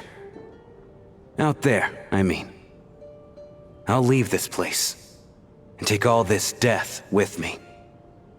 Go out on my own terms. Mr. Shram, I'm sure we can figure out a different course of action. My good sir, we both know I'm not supposed to be here. I should have accepted my death long ago. One way or another, this has to end. Unless you're saying this goes against another one of your military principles somehow. No, I'm speaking on a personal level this time. Let it go, man. Oh, wait. One last thing. Miss Waterimp. My lover. Her name was Litia. Litia Ozarova. Do you know what happened to her? Ozarova. Oh, Auntie Ozarova. That's what we all called her. I remember her as a very kind elder. She had a bunch of kids, too. I'm so glad she survived. And she had lots of kids? Good. That's... good. I could hardly expect her to stay single just because of what happened to me, right? As long as she went on to be happy, that's all that matters. Besides, I'm dead. My soul has been wandering around here for so long because I was worried about her. But now, I can go without regret. There's no need to see me off, my friends.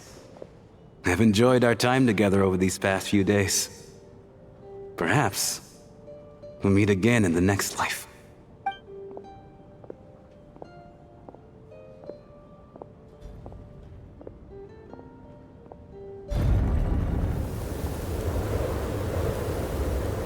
Take care, my man.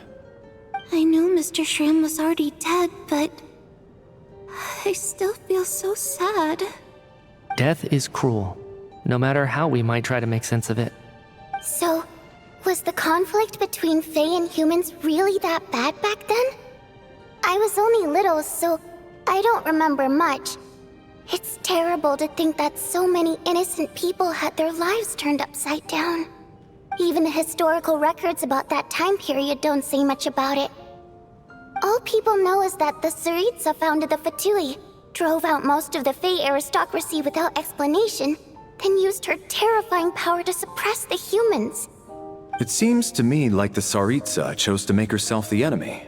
She downplayed the conflict, directing whatever animosity both sides had for each other at herself instead.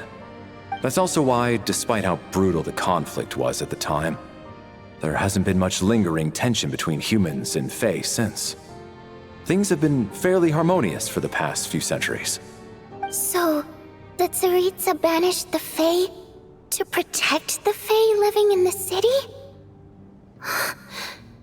She offered herself up to be hated in exchange for peace.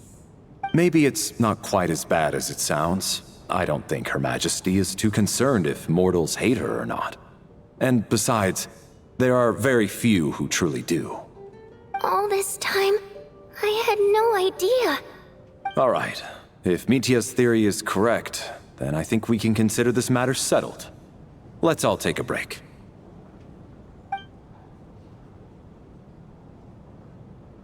Ugh, if only this blasted storm wasn't still raging on.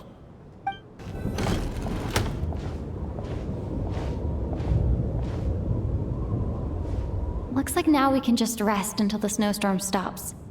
I still can't believe Shram turned out to be a ghost who'd been in the theater for hundreds of years.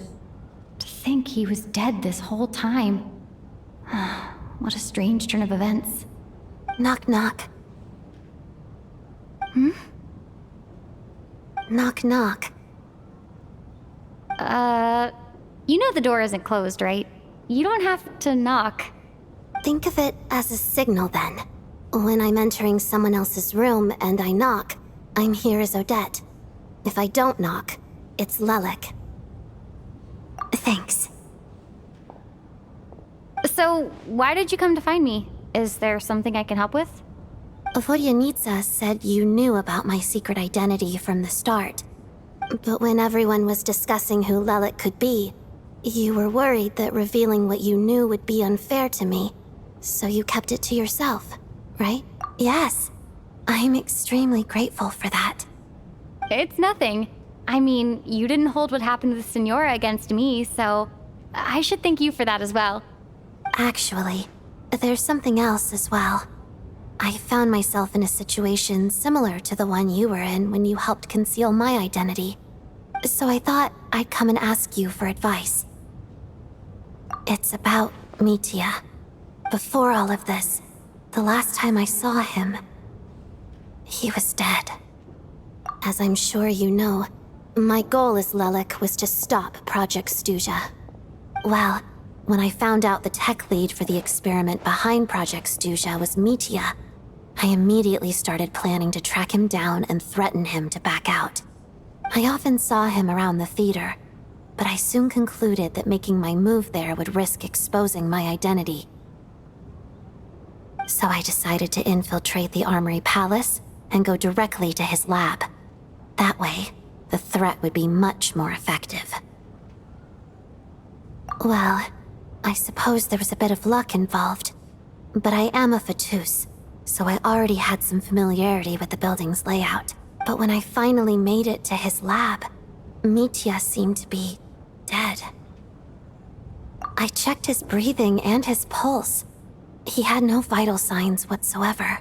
I'm certain of that. I thought maybe another anti-Project Stuja activist had beaten me to it, and chosen a much more brutal method, so I made myself scarce. That's why you were so on guard around Mitia that first night here. Yes. When I saw him sitting in the audience during the performance, I could barely contain the shock. To me, it was a miracle. Somehow, he'd come back from the dead. But then, the murders started happening and things got so complicated that it wasn't really at the front of my mind. That is, until Mitia himself said there must be a dead person among us. Then, I couldn't ignore it any longer. And yet, you thought that bringing it up right away would single Mitia out. Just like when everyone was suspecting Lelik. Exactly. I thought there could be something I was missing. Besides, we soon figured out that Mr. Shram was a ghost, and we knew there was only one extra person, so we thought he had to be the one. but now it seems like there's another candidate. I understand why you kept it to yourself. There was so much information being thrown around during that discussion. Bringing up Mitya would have just introduced more confusion. So, what do you think we should do? Let me confirm one thing first. When was it that you found Mitya dead? Around a week ago. Sometime in the afternoon. A week ago? That's earlier than I thought. I saw him just a few days ago at a restaurant. That definitely would have been after you found him dead. He seemed completely normal to me, chatting with Vodyanitsa, trying to avoid Valeri. So he was definitely alive on that day. Huh. Well, all I can say is I know what I saw. Here's a thought. The reason we even suspected a dead person could be among us was because of the problem with the theater's ley lines. But Mitya's death happened inside the Armory Palace. The ley line issue affecting the theater shouldn't reach that far. You're right. I guess he doesn't fit the profile of the person we were searching for. I think the chances of it being him are very low. Surely he can't have died for real in the Armory Palace. Unless what? Unless he really did come back from the dead. You're right. Do you think we need to disclose this to the others? Huh, what's this? A private meet and greet? Where do I line up?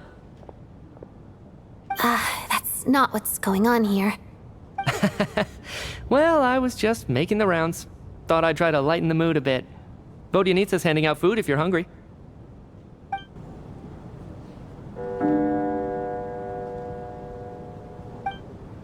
What is going on with this storm? Could it be connected to that monster that just arrived in Snezhnaya? I almost hope it is. Her Majesty the Tsarita left to vanquish that beast herself. We just need to wait for her triumphant return. Do you think people still feel the cold after they die? I'm wondering about Shram. Oh, maybe we should have given him a coat before he went out there. Death itself is cold, isn't it? I'm sure the storm will embrace him. Well, I hope he has a safe journey. I'm going to miss him, I think. It's not like we can blame him for Rampana and Kulish's deaths. Thinking back on it, we barely made it out alive ourselves. Once we get out of here, how are we going to explain what happened to their families?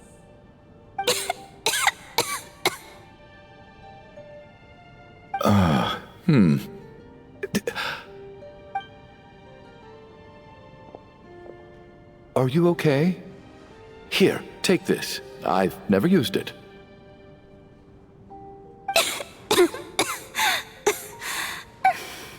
Thanks.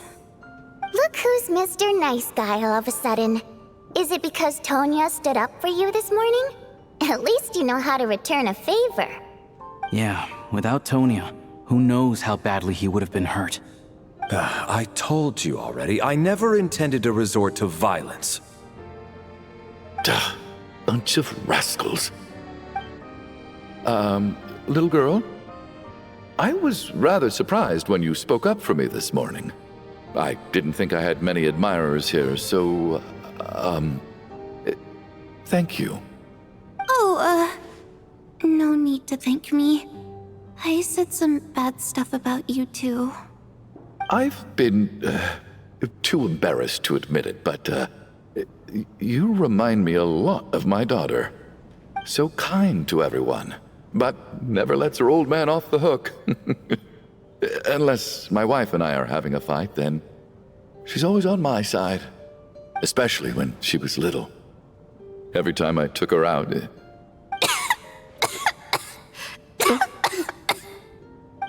All right, easy now. How long have you had that cough, Tonya? I don't know. It's probably been a while. I'm fine. Are you taking anything for it? Yeah.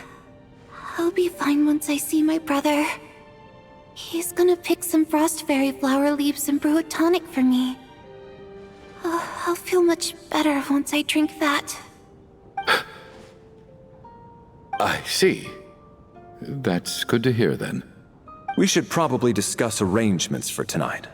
Now that the deceased has left our midst, there shouldn't be any more incidents. However, out of an abundance of caution, I'll keep watch. Shouldn't we take shifts? I can take one if needed. No need. I managed to get a nap in earlier, so I have plenty of energy right now. After all the tension of the past few days, everyone else should just focus on getting a good night's sleep.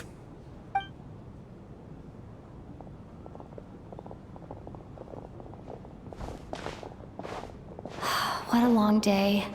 This whole situation turned out to be way more complicated than I expected. But Valeri's right. I should just try to calm down and get some rest. The last thing I want is to give myself nightmares.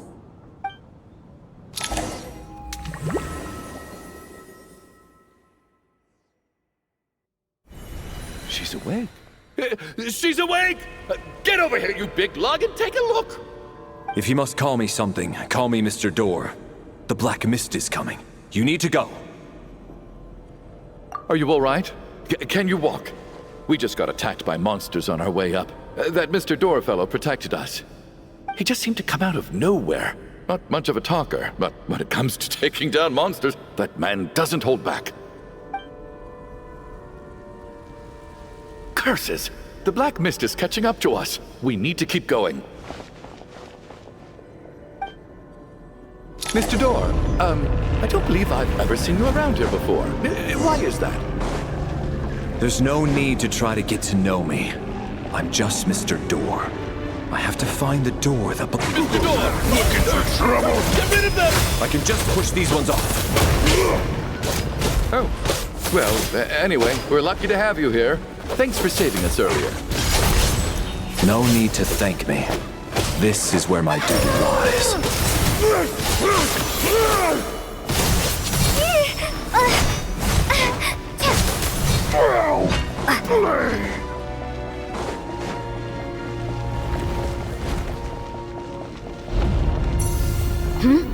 So we're doing this the hard way.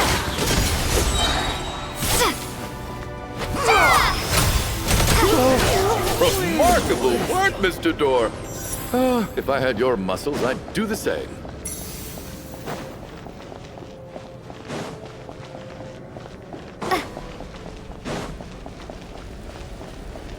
Are none of these doors the one you're looking for?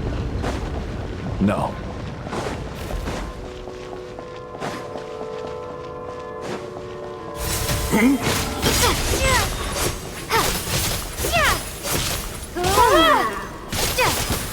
Come no closer. Impossible! Oh, goodness!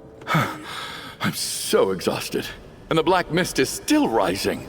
Oh. Wait, look! There's more monsters down there. Are they coming from within the Black Mist? No! They're gaining on us! Quick, keep going, or they'll be at our heels any second!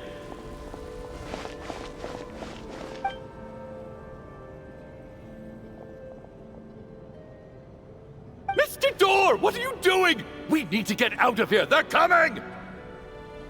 Found it. This is my door. What? You mean you're going to stay here? I am a door. This is where my duty lies. No! You saved us. We can't leave you behind. You must keep going. A door can only keep things out for so long. You must make haste. But... Oh, you're right. Let's go. We can't let Mr. Door's sacrifice be in vain.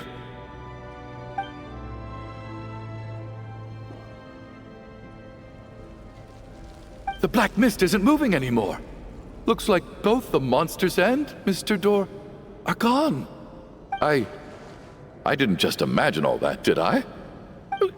Surely I wasn't so scared out of my mind that I hallucinated a door as a human being. Oh, okay, good. There's no way we both hallucinated the same thing. Getting sleepy? Well, looks like we're safe for now. Go ahead. Let's get some rest.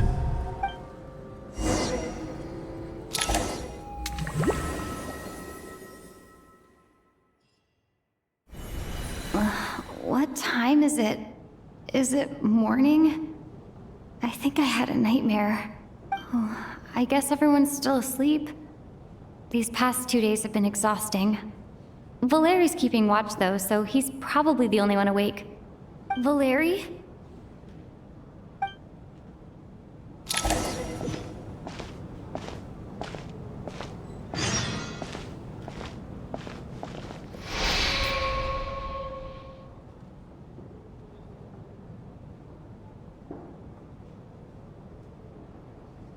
Wake up!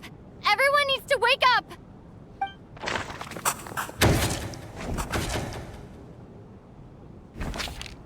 Just like the last 2 nights.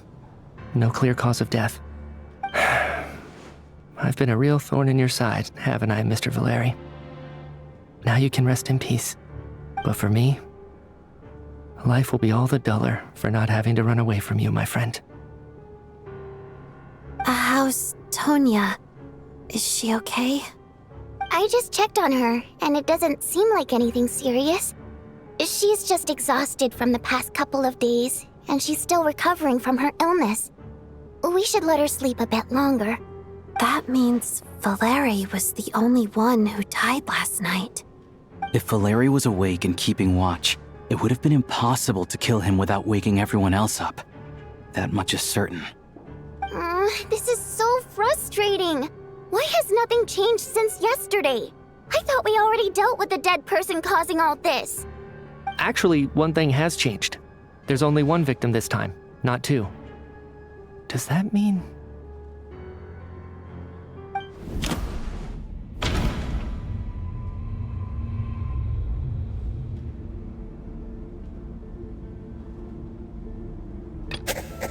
No similar cases have ever been confirmed.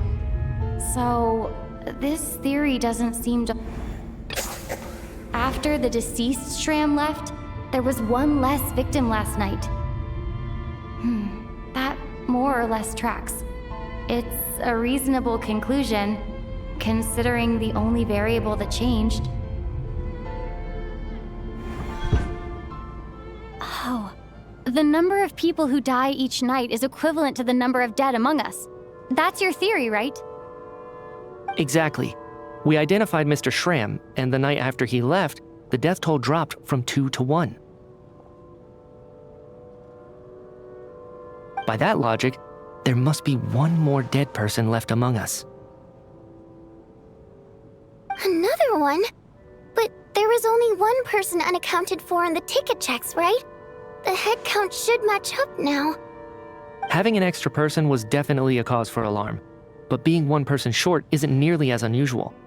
Someone could have left in the middle of the show, or made it out before the storm hit. One more dead person among us. If Mitya's theory is right, then what Odette told me seems a lot more relevant. It's just, at the time, we had no reason to think there was more than one dead person. If only we'd taken it more seriously as a possibility, maybe this could have been avoided.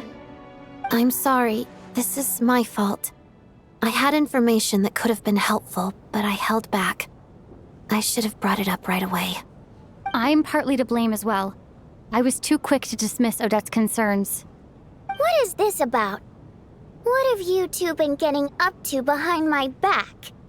Sounds like there's some big news you've been keeping from the rest of us. Well, we're all ears.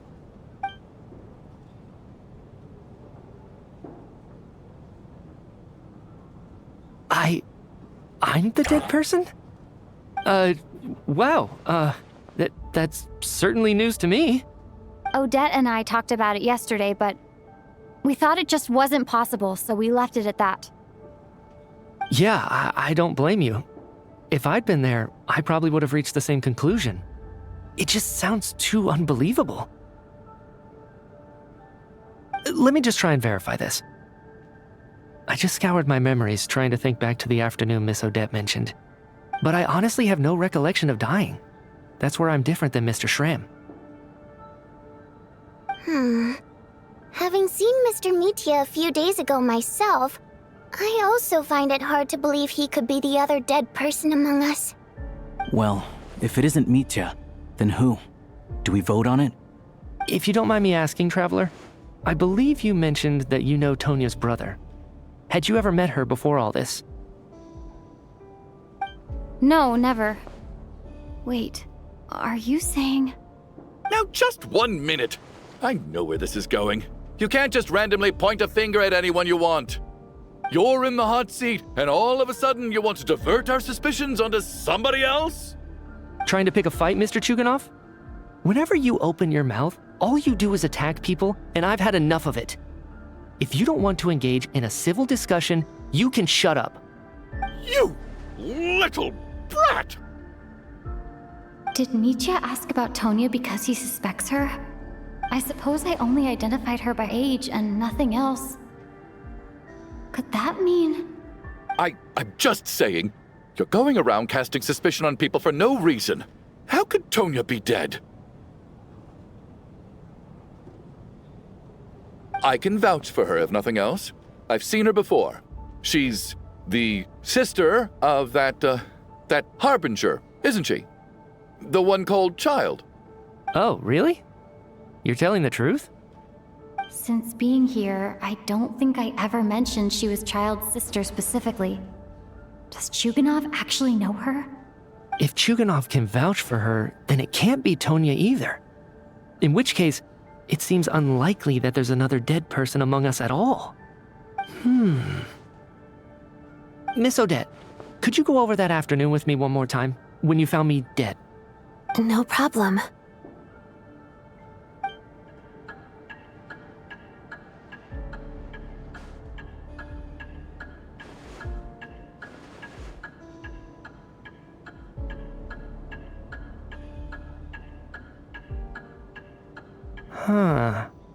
No matter how hard I try, I just can't remember anything about dying. But I do remember something else. Miss Vojanitsa, during our last meal together, I told you how some of the researchers were suffering from temporary memory loss. Do you remember that? Oh, yeah. You said it was hindering the progress of your experiments. You thought they were just under too much stress or something.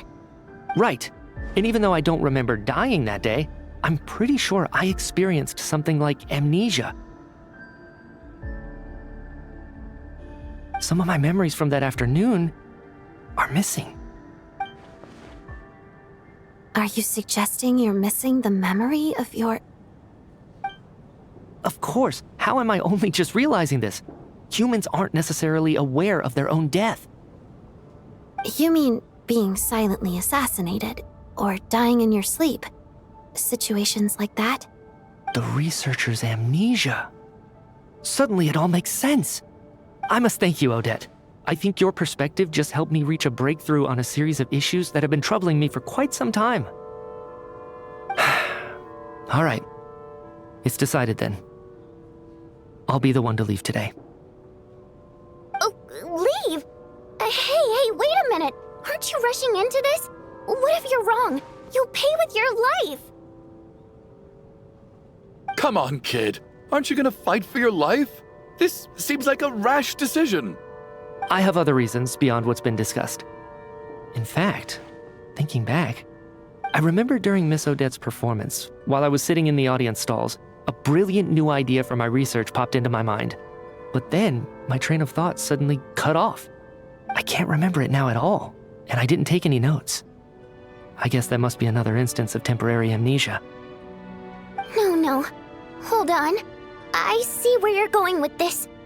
You're suggesting that each instance of temporary amnesia is a death, right?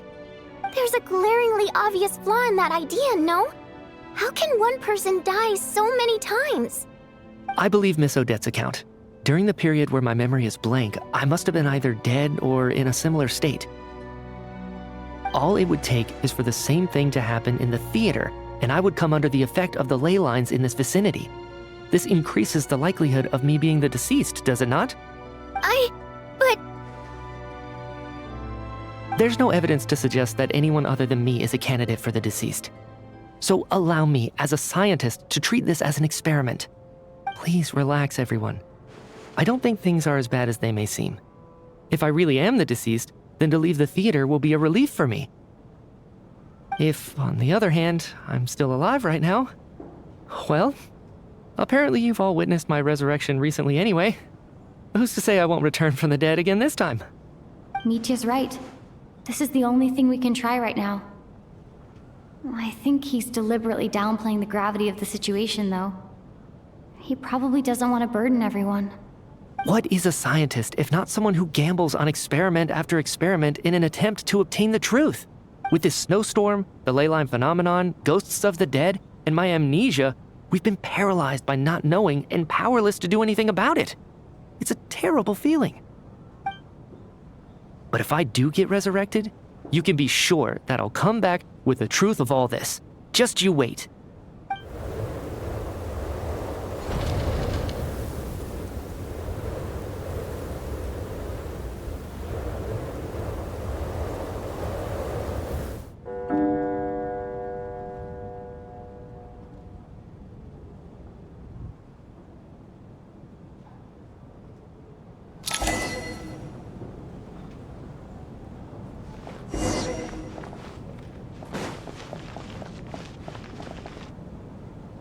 Poor Mr. Mitya.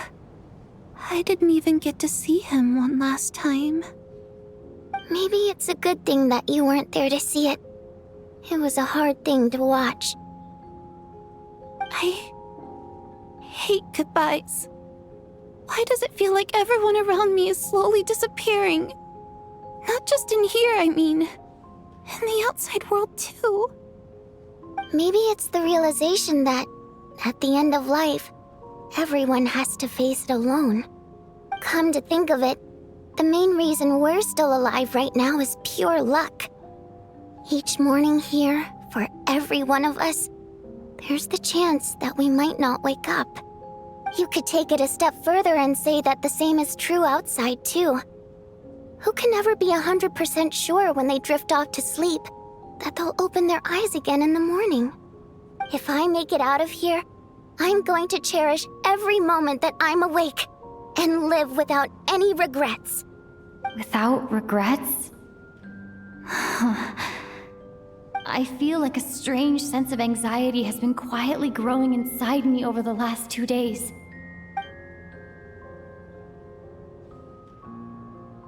Are you okay? You look really glum. If something's bugging you, let's talk about it. There's only a few of us left here now.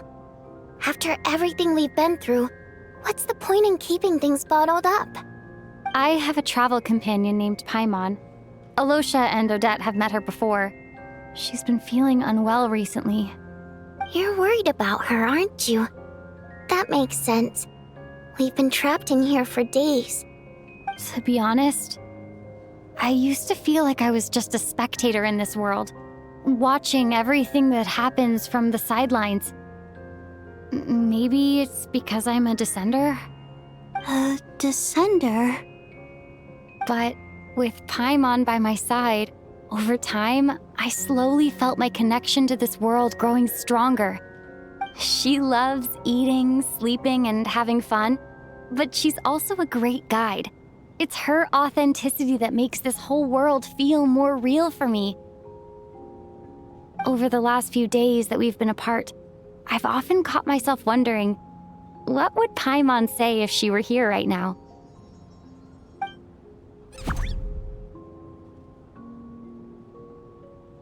But by the time I snap out of it, the conversation has already moved on and I'm still in my own little world. I'm trying to overcome this sense of detachment, but I really miss Paimon. I guess, in a way, she means the whole world to me. I bet she misses you when you're not there as well. Maybe you're her entire world too. I don't know if this will make you feel any better, but back when the water imps left Snezhnograd in droves, I also felt like the whole world was suddenly empty. I could be surrounded by people all smiling and having fun, and still feel completely separate from it. So, I totally understand how you feel. Later on, I started to think, maybe accepting the fact that our loved ones won't always be with us is something that takes a lifetime. All we can do is cherish their companionship from moment to moment. So, once we get out of here, you better hurry back to our side as fast as you can. You can't let your story end in regret. That's the trope I hate the most. Thank you. That's exactly what I needed to hear. But Vodyanitsa, if you hate goodbyes too, why didn't you leave with your people? That's just the choice I made.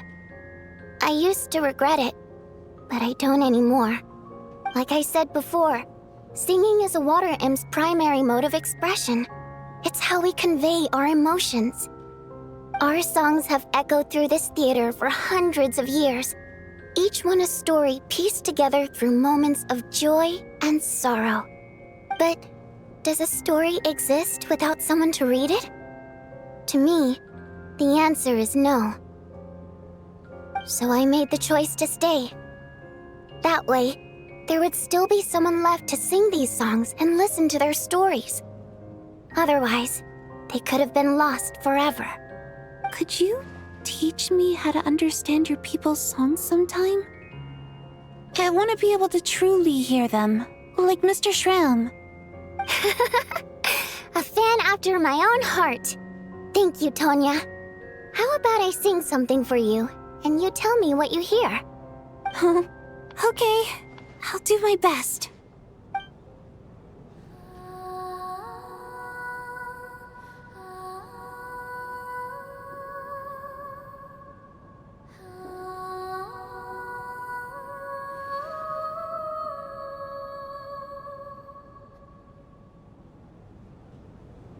I've never heard that one before.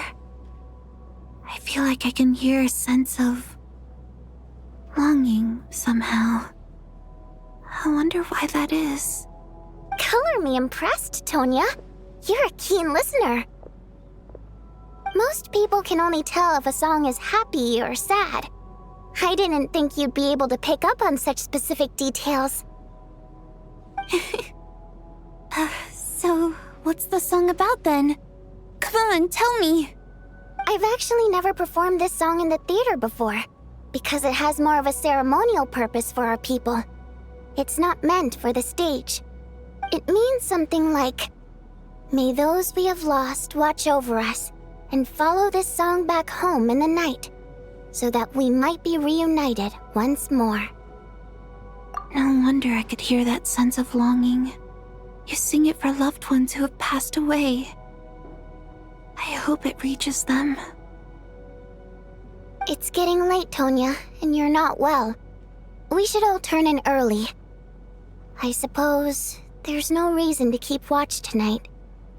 Okay, but, before I go to bed, could you sing that song a couple more times for me, Vodyanitsa?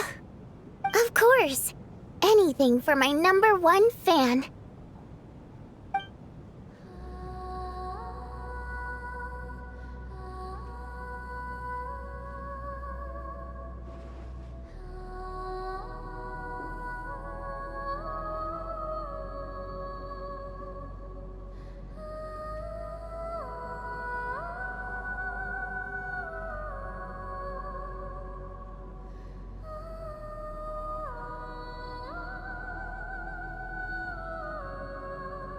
Once I get out of here, I definitely don't plan on ever coming back. But I guess that means I'll never get to hear Vodyanitsa sing again. That's a sad thought. Before I fall asleep, I should cherish this moment of companionship while it lasts.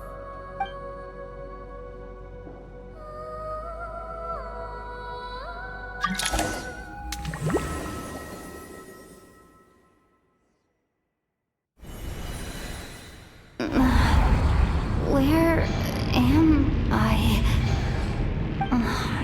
It's so dark dark in here, and I feel kind of dizzy. Am I alone? Huh? What was that noise?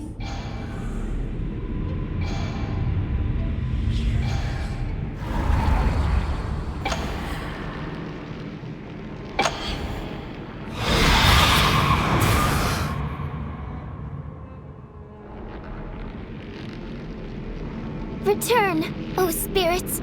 Fulfill your oath of protection.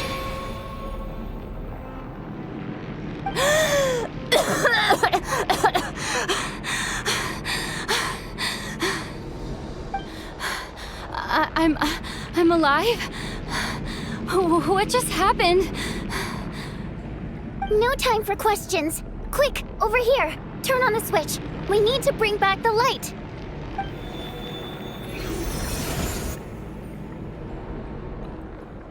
All right, we're safe. The spirit just now is called Night Prayer. The light subdues her, but she'll attack without a second thought in the dark. Sort of.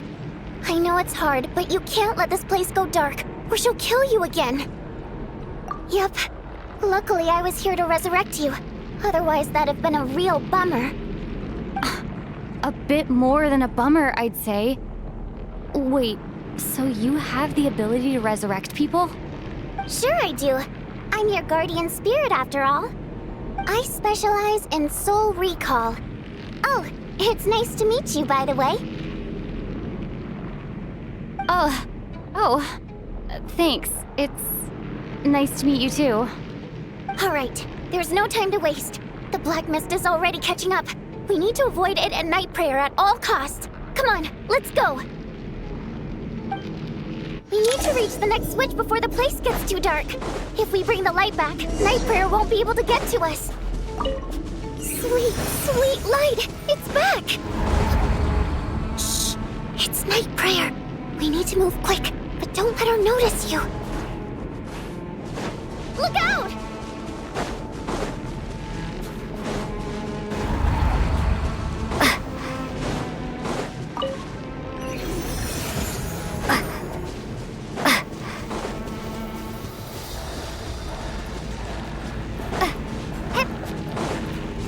Which is over there.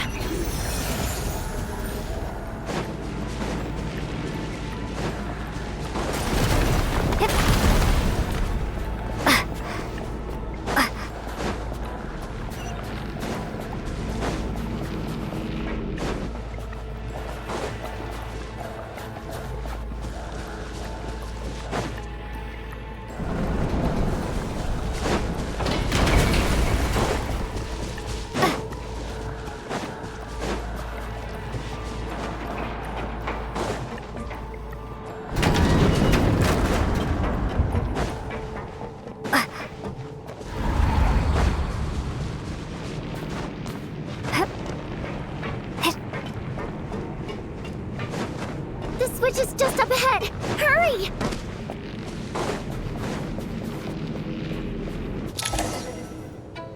It's too dark. We're not gonna make it. Come on, faster!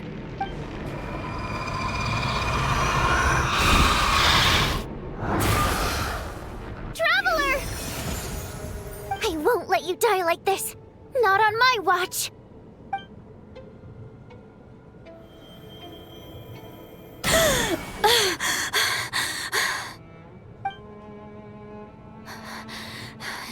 Even though it's not permanent, dying is definitely not a pleasant experience.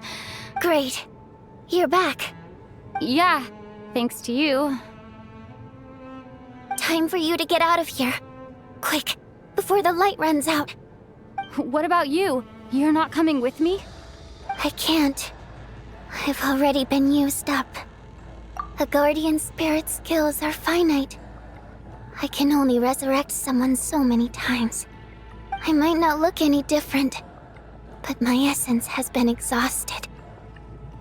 Now, I will slowly start to fade away. I can go no further. The black mist is where I belong. Why didn't you tell me sooner? Because it wouldn't have changed anything. That knowledge would have just burdened you. And a guardian spirit's role is to protect. But... Go. Now, before it's too late. I already hear Night Prayer approaching.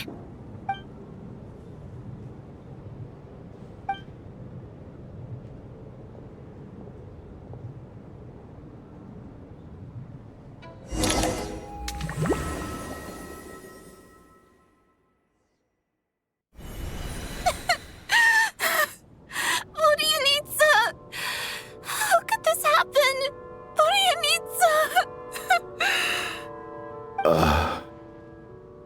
Well, I guess there's no need to inspect the body.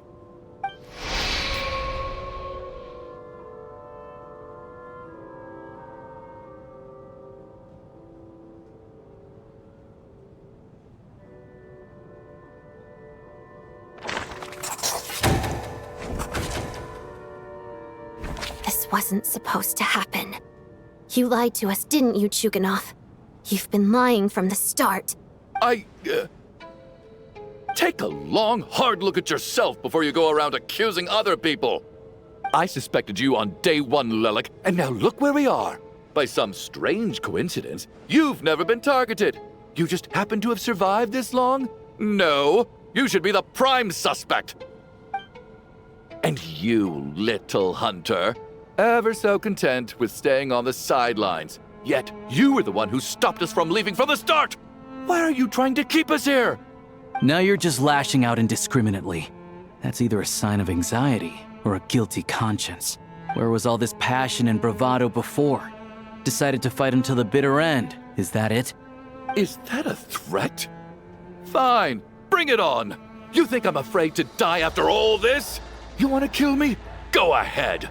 I'd like to see you try. After all the trauma of the past few days, everyone's been pushed to the breaking point. Valeri and Nietzsche aren't here anymore. Someone else needs to step up and take charge. But first, I need to think this through. Considering everyone left, who's the most likely candidate for the deceased?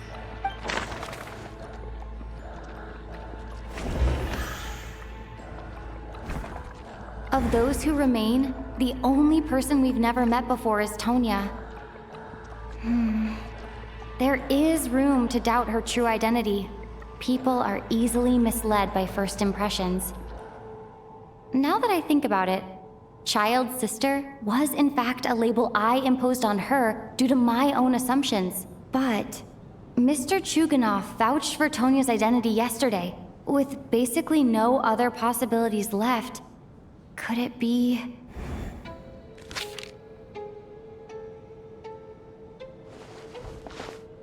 Tonya, how's Tusser been lately? Tusser? Your brother Ajax must have mentioned me in his letters home, right? Did he say anything about a blonde traveler? No.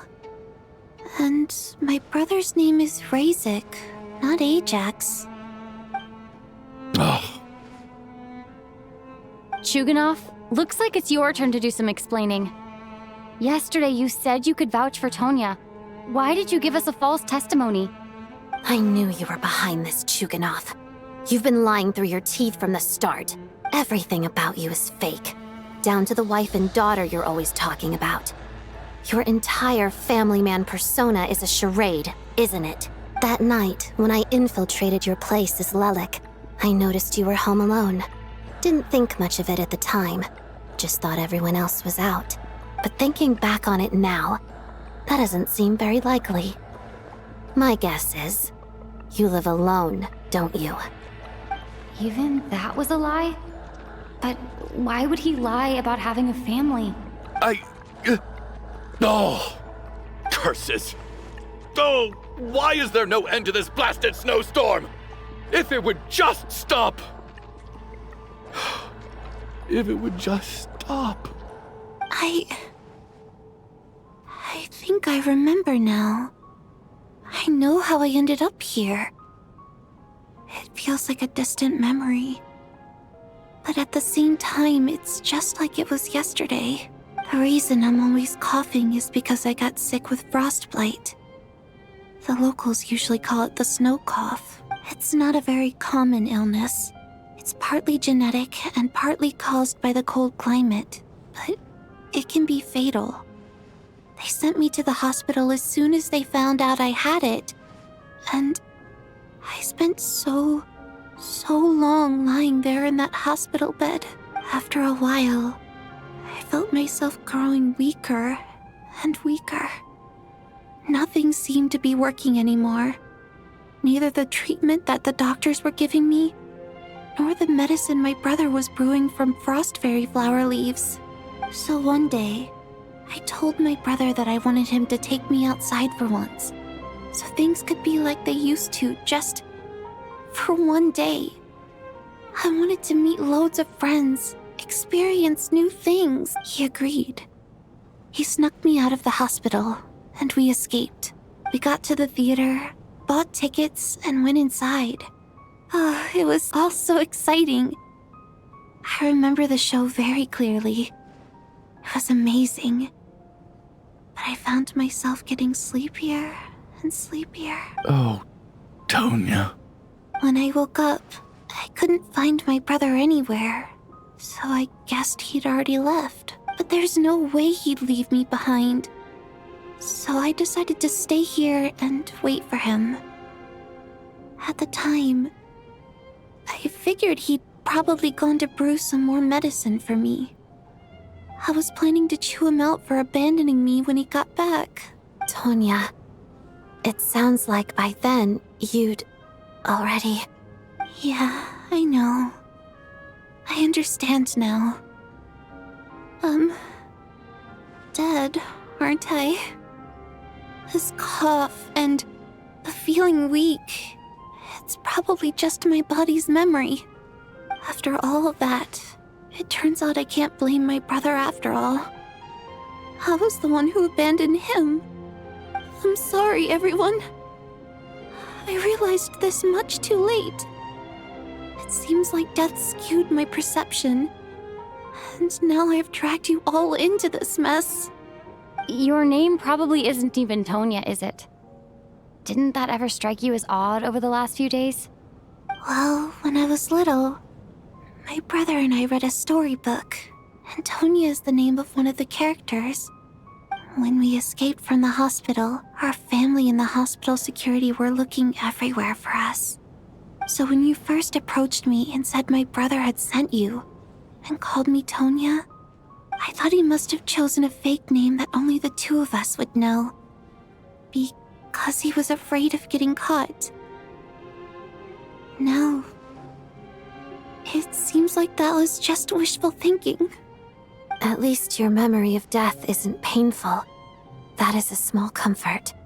Now it's your turn, Chuganov. Talk to us. I believe no lie is ever told without a reason. You're right. I was lying. I happen to know that the Harbinger child and his sister Tonya managed to get tickets, so I lied to you and pretended I knew them. And yes, I was lying about my family too. The truth of the matter is, I lost them a long time ago. I just refused to accept reality. And now I've spent the second half of my life living a lie. I'm a joke. My daughter's name was Iskra. And before you ask, yes, Iskra, as in Iskra Manufacturing Plant. She also died from the snow cough. She was just 6 years old. If she were still alive today, she'd be around the same age as little Tonya here. After Iskra passed, my wife couldn't bear to face those memories either. So she chose to start a new life without me.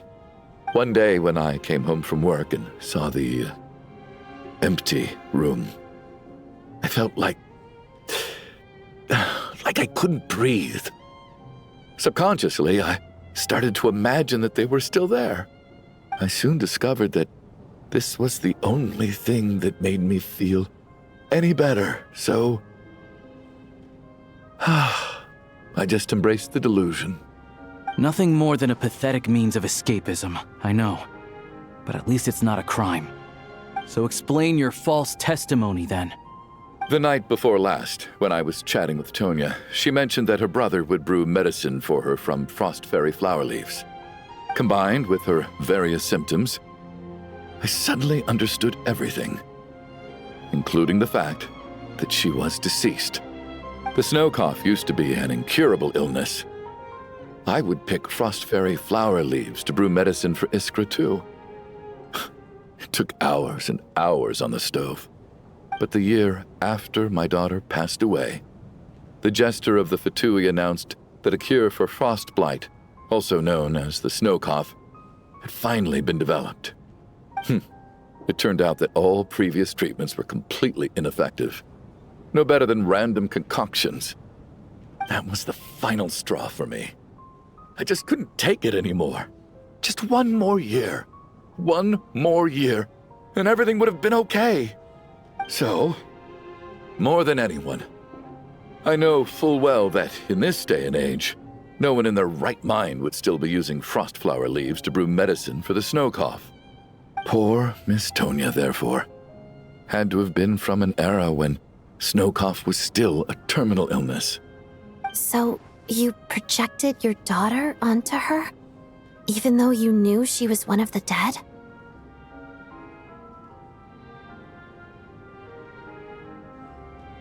That doesn't make any sense. You knew she was already dead. What did you hope to achieve by protecting her? I just don't believe in your crackpot theories, nor do I approve of your actions. How can you just declare a living person dead and throw them out into that snowstorm? Nitia's gone. My good buddy Shram's gone. And now it's Tonya's turn, isn't it?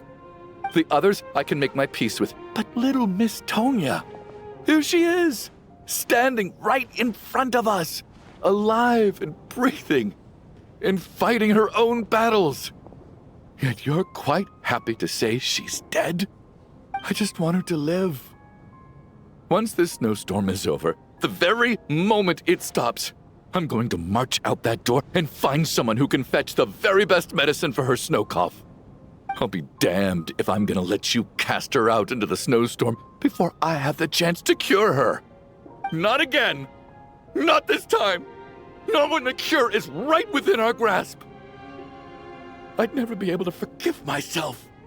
Mr. Chuganov, stop. I can't let you do this. Tonya. By the sounds of it, you've known I was dead since the night before last, right? I really liked Mr. Valeri, Mr. Mitya, and Miss Vodyanitsa. And now they're all dead because of me. I'm not happy about that.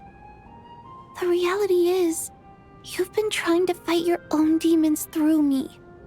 But all you've really done is trap me inside your delusion along with you. No! Listen to me. I want to save you. I do! Well, at this point, I'm quite sure that I'm dead. I don't need to be saved. The time I got to spend with all of you is more than enough for me.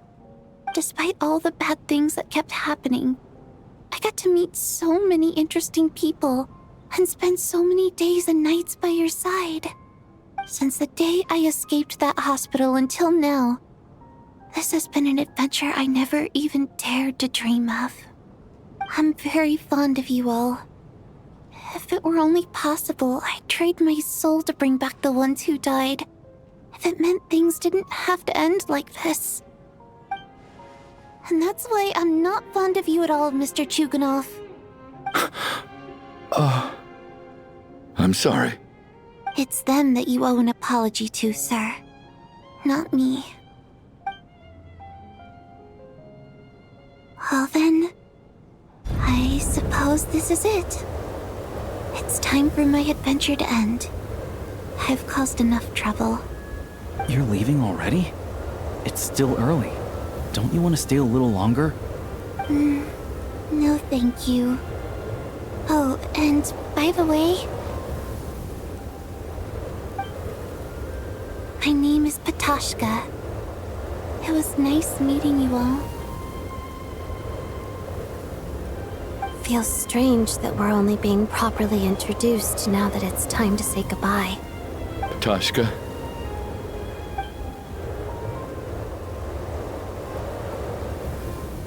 What are you doing, Tuganov? Are you crazy? Let me leave. I can't keep lying to myself anymore. In your dreams.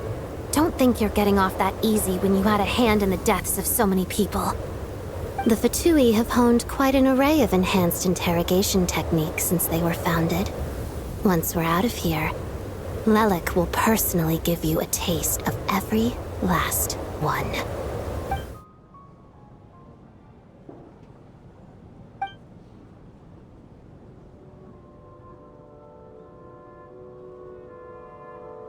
I think we should leave. I doubt this snowstorm is ever going to stop. For all we know, this storm might have destroyed all of Snezhnaya by now. Maybe even the whole world. Wait, we finally solved the mystery of the haunted theater today. Maybe let's at least try to enjoy tonight? Fair enough. I don't particularly feel like dying in Chuganov's company anyway. And yet you won't let me die first. Hey, Chuganov, on a serious note, if we do make it out of here, you should close down that factory of yours. A lot of people are freezing thanks to you. Is this really the time to be discussing my factory? All right, fine. I'll shut it down. Doesn't matter to me anymore. Am I hearing things? Or was that a knock at the door? There it is again. But I don't understand. The snowstorm hasn't stopped, has it? Should we open the door? Is this it? Is this nightmare finally over? If the last few days are anything to go by, I probably shouldn't be getting my hopes up. Whatever lies beyond that door at this moment, it could be something even more terrifying than everything we've been through so far.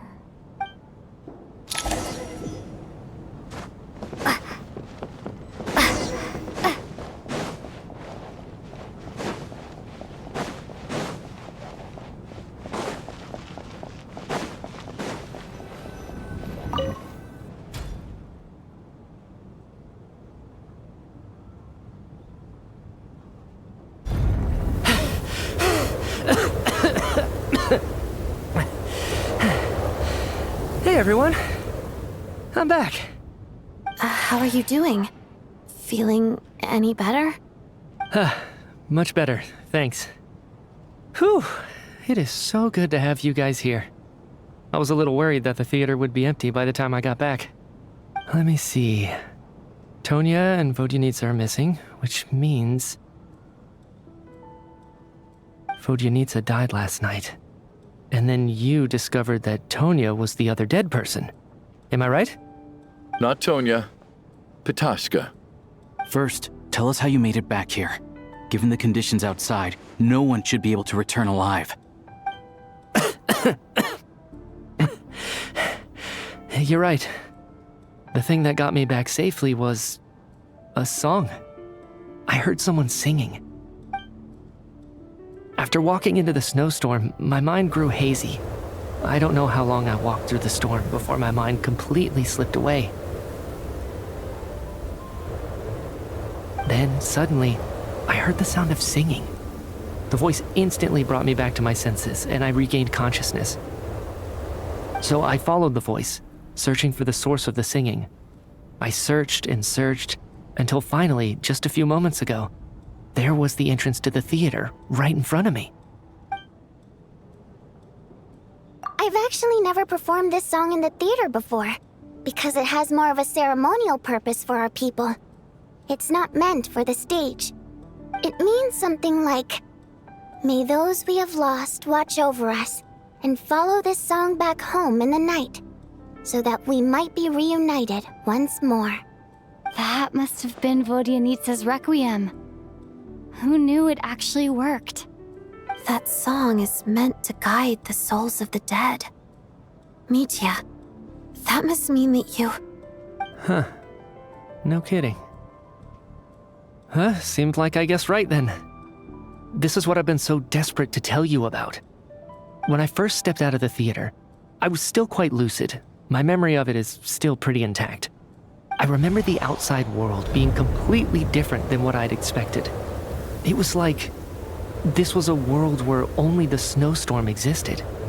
There wasn't a trace of any humans or buildings ever having been there. I don't know how else to describe it, except to say that it just didn't seem like the real world. And as for the Requiem, if I was guided here by Vodyanitsa's song, it can only mean that I must already be dead. And this is my soul, not my body. But I didn't experience a clear moment of death while I was out there. Nor do I feel any different now than before I walked into the snowstorm. You don't seem any different to me either. In fact, this is something I've been wondering about for a while now. If souls aren't physical, shouldn't they lack tangible form? Both Shram and Patoshka were clearly deceased, and yet their souls didn't look or feel like ghosts at all. They were visible, tangible, no different than you or me. This raises a truly terrible thought. Is that really what Mitya is suggesting?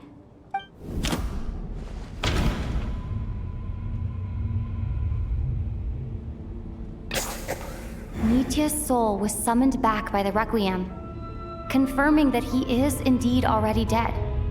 And yet, he looks no different from us. Of course, if even the long deceased like Mr. Shram can blend in with us undetected, then maybe we've all been dead from the very start. And all of us are now souls wandering the theater.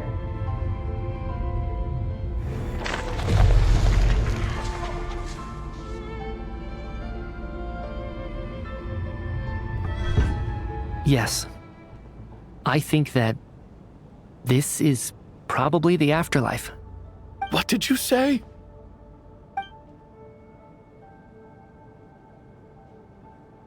You heard me. We died in the theater. All of us did.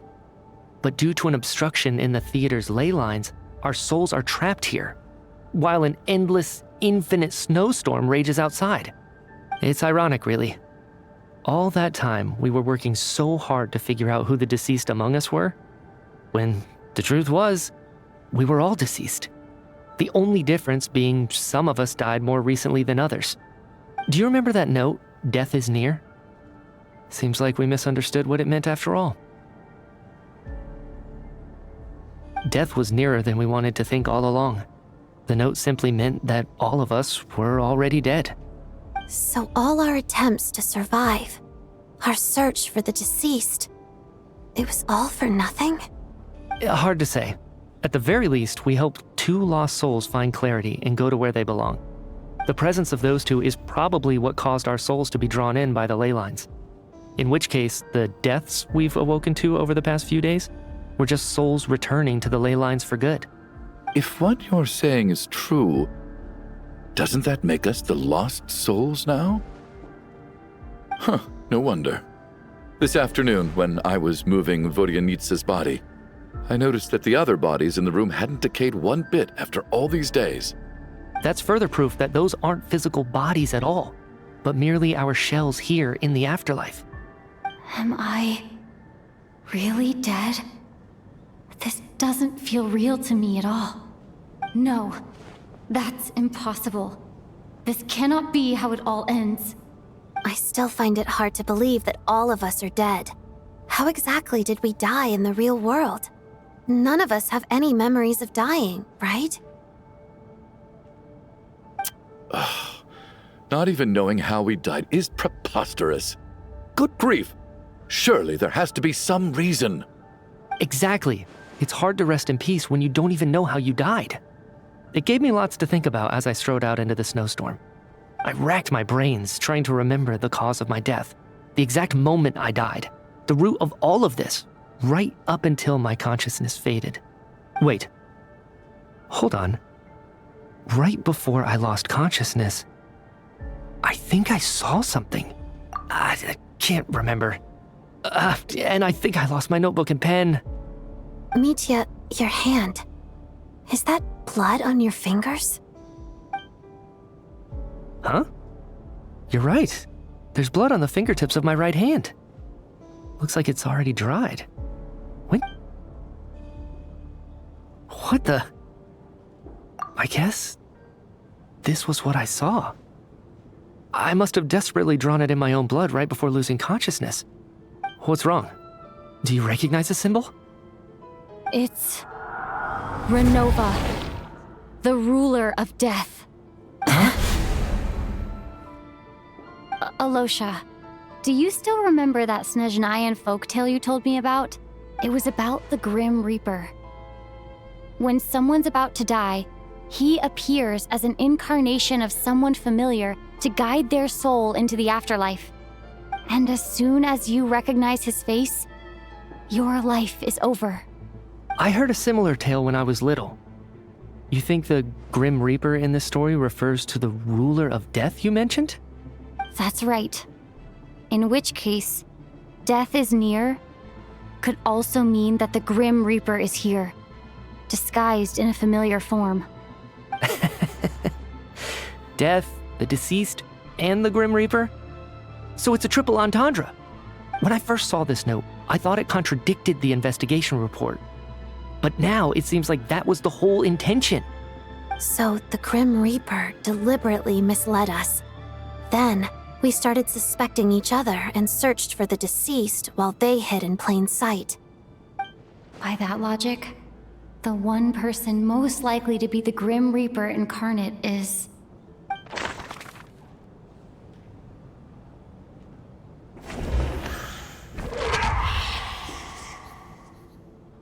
No doubt about it. It's Alosha, looking back at how everyone has acted over the past few days. Alosha is most likely the Grim Reaper lurking among us.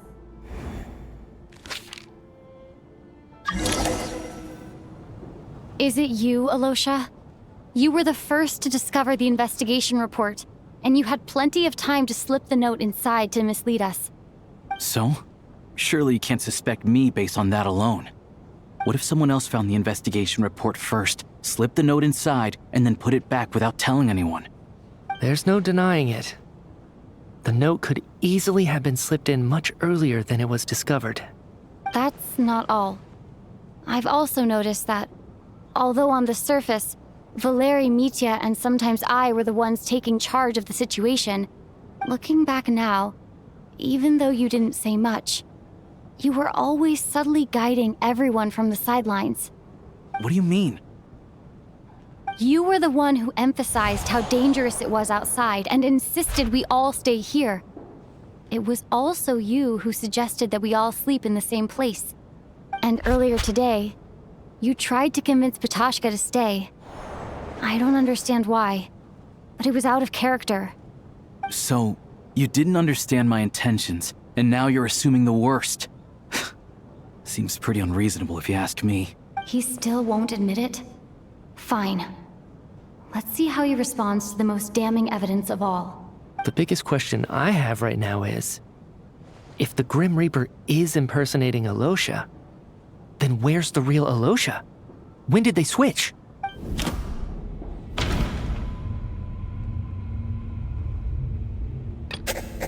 No.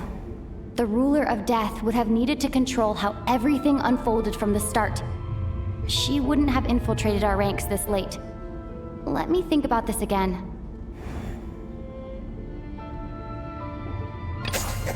That's right. This was the moment, right at the start, before any victims had even emerged. Alosha was switched with the ruler of death while everyone's guard was still down.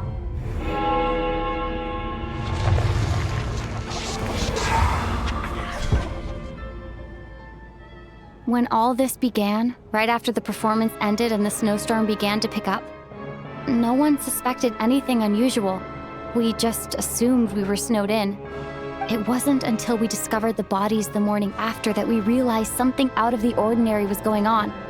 But it's clear now that the oddities actually started earlier than that. when Demoff walked into the snowstorm and never came back. Right. So Mr. Demoff was the first victim, not Sobolova and Torgov. And if we pinpoint that moment as the beginning of this incident, then one thing becomes clear. Alosha, you are the only person who walked into the snowstorm and came back without the help of Vojanitsa's Requiem.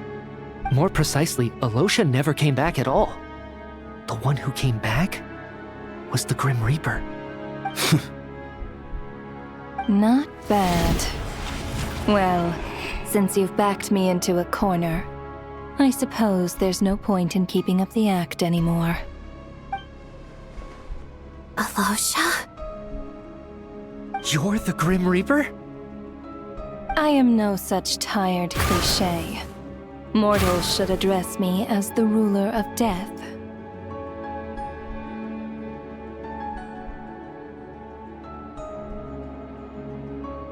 Before being wiped out for good, you identified the two deceased, and even sensed my presence. A commendable achievement. Far beyond what I expected. I heard you can ferry souls. Those deaths each night. Were they your doing? Your initial conclusion was correct. Due to the existence of the two deceased, the ley lines yearned to reclaim those long-lost souls. Every night they devoured an equal number of souls to fill the void. This required no intervention from me. Though, of course, ferrying souls is indeed my authority. Here, take a look.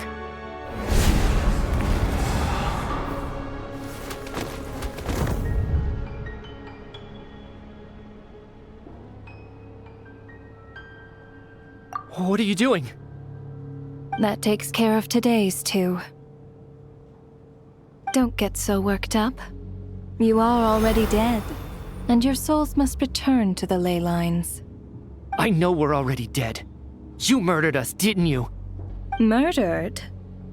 No. Murder is when mortals usurp my authority. Death is my jurisdiction.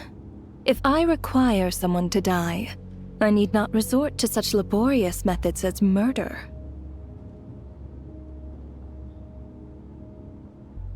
You simply met the criteria to trigger my curse of death. I know about the curse of immortality.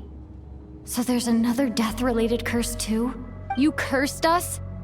When? And why would you do such a thing? So often, humans pray to me, begging to know when their death will come, and what form it will take. But few people ask why. If you must have an answer, know that death comes simply because one's time has come. So you're not gonna tell us the truth? Hold your tongue. By all rights, you shouldn't even be allowed to speak with me. Those angels from the past are to blame for the reckless renovation of the ley lines here. It's made my work on this occasion infuriatingly complicated. Work? So trapping us here, making us watch our friends die, that's just another day at work for you? You clearly have a lot of questions. Fine. As a reward for your remarkable accomplishments over the past few days, I shall answer a few of your inquiries, provided they aren't too unreasonable. After the physical body dies, the soul must return to the ley lines for that person's death to be considered complete. My work encompasses the entire process of death, including, naturally, the guiding of souls into the ley lines, with which you are now so familiar. You must also be rather familiar with Natlan's Night Kingdom, I presume? It was I who supported the creation of the Night Kingdom. It provided a convenient means of guiding the souls of Natlan. Here, too, the ley lines connected to the theater underwent some modifications. The angels hoped to make them capable of accommodating the souls of some special creations. But this actually hindered their ability to accept ordinary souls to some degree. This effect manifested itself after you died from the curse in the theater, leaving you stranded in the afterlife, unable to achieve a complete death. But if souls who die from the curse of death fail to return to the ley lines within a short window of time, they will miss their chance for good. Then, they will remain forever suspended between life and death, no longer subject to the authorities of either. So if you don't resolve this matter soon, and see all our souls return to the ley lines before long, we'll escape your control. Nitya is sharp. This must be what Renova was worried might happen, and the reason she got involved to begin with. But if you have the authority to guide souls, why didn't you just show yourself and get it over with? Why hide among us in the form of Alosha? You seek to understand the mind of a god. Very well. I'll tell you. This is a theater, and I decided I wanted to watch a show about death. That's why I encouraged you to take the events to the stage. I found myself getting quite immersed. I suppose the entertainment you provided makes up for all the trouble you've caused me by being so defiant in the face of death. There. Are you happy with my answer? Can't say I am. Really? But it fits the stereotypes you humans have about gods. Just moments ago, you were complaining about how infuriatingly complicated your work here has been. Work is work, I get it. There are times when it's a huge pain, but you just have to get it done, right? That's a rather unique perspective for a human. You are in fact correct. There is a pain point in this case. Due to the obstruction in the theater's ley lines, there is a hard limit on the number of souls they can receive each day, making it impossible for me to ferry all your souls at once. Revealing my identity too soon would inevitably have led to futile resistance, and there was a risk that any souls who chose to run would disappear. Then there was the issue of the 2 lost souls you called the deceased. The way you resolved that quandary was all part of my design. That's what I don't understand. If all of us were souls of the dead, what made their presence among us special? For centuries, they have refused to return to the ley lines, exploiting the issues created by the angel civilization to resist being drawn in. Centuries of obsession accumulated during this process. You may think of this obsession as the resentment of the dead, and in this quantity, it was a bomb that could have detonated at any moment. It reached the point where I could not afford to leave it unchecked. But the only way to fix it was to help them acknowledge their own deaths, make peace with their regrets, and willingly walk into the snowstorm. Only then, with my guidance, could they finally return to the ley lines.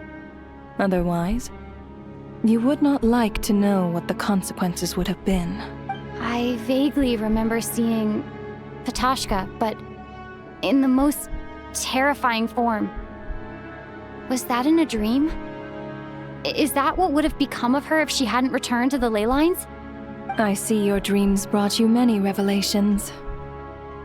So you see, death in fact grants wisdom to mortals. Souls connect to all things in the world and see the chain of cause and effect between them. It's nothing unusual. Anyway, giving psychological counseling to lost souls is not my strong suit.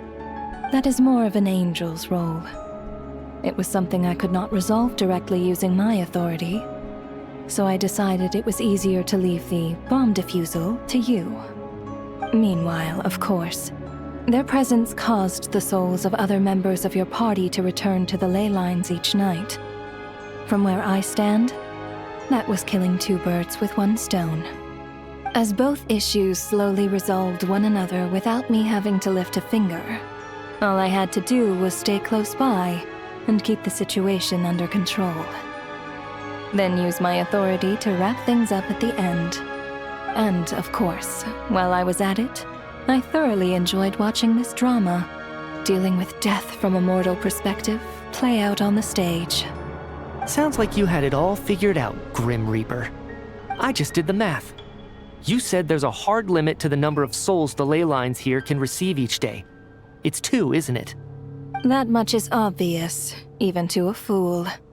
It's time to review this whole affair.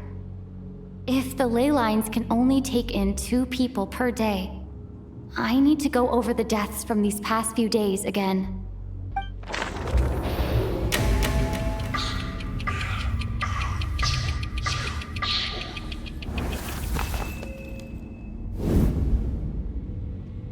Looking back now, none of us had the faintest idea at the time.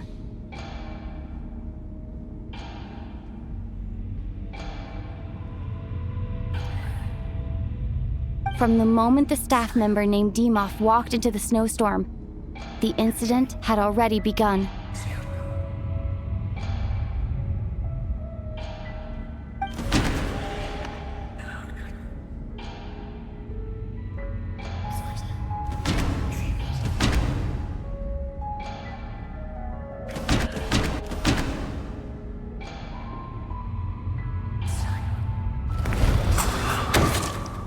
Alosha was the second to walk into the snowstorm after Demoff to investigate. During this process, the ruler of death assumed his identity, making him one of the victims.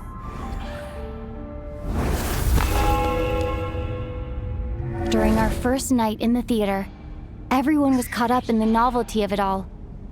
No one could have expected there would be victims the very next morning. Despite all the confusion, and with the help of hindsight, we finally began to realize that something was amiss with the snowstorm.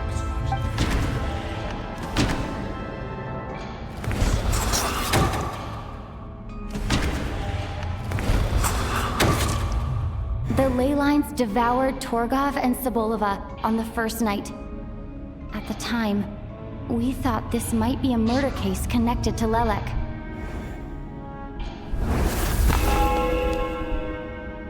Odette and I spoke a lot that night. 3 people were on watch, but in the morning, we discovered that someone had fallen victim all the same.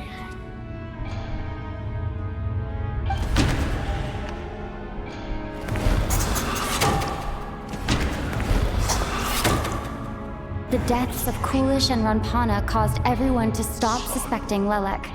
Unexplainable phenomena occurred one after another, leading Mitya to suspect that we were caught up in a supernatural event.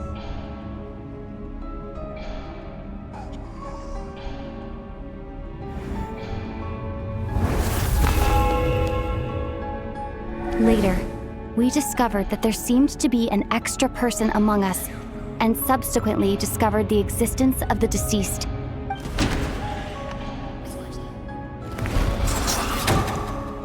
Mr. Schramm realized he was the deceased and walked into the snowstorm to return to the ley lines of his own accord.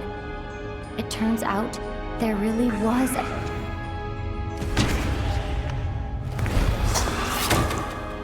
We thought it was all over, but Mr. Valeri's death was a rude awakening for everyone. Once again, the ley lines consumed him during the night. A lot happened today. Mr. Valeri's death led us to discover the connection between the number of deceased and the number of victims during the night.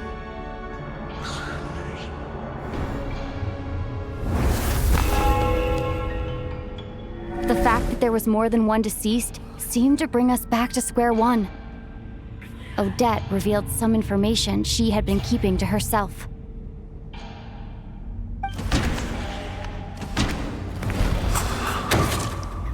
As it happened, Patashka filled the void left by Mitya's return from the ley lines by walking into the snowstorm this morning. The girl I thought was Child's sister, Tonya, turned out to be another of the... Vodyanitsa was swallowed by the ley lines in her sleep, but the requiem she sang before falling asleep was quite a game changer. Come to think of it, Patashka was about to walk into the snowstorm at that time, and Renova, unaware that Mitya would return, was concerned that her soul would overflow from the ley lines.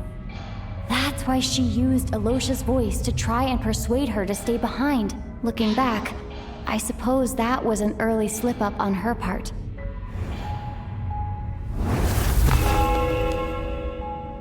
No one could have expected anyone who walked into the snowstorm to return. But just after nightfall, Mitya returned, bringing crucial information with him. Various truths began to surface, including that all of us were already dead, and that the ruler of death was here among us. Then, after revealing her true form, Renova callously claimed 2 souls. In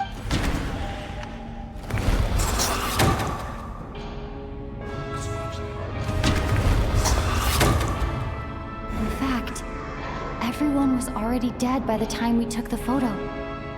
And in the days since, we've experienced many more partings in the afterlife. Now, only Mitya and I remain. And the true culprit behind everything still stands before us. In Mitya's eyes, that covers everything. It's all clear now.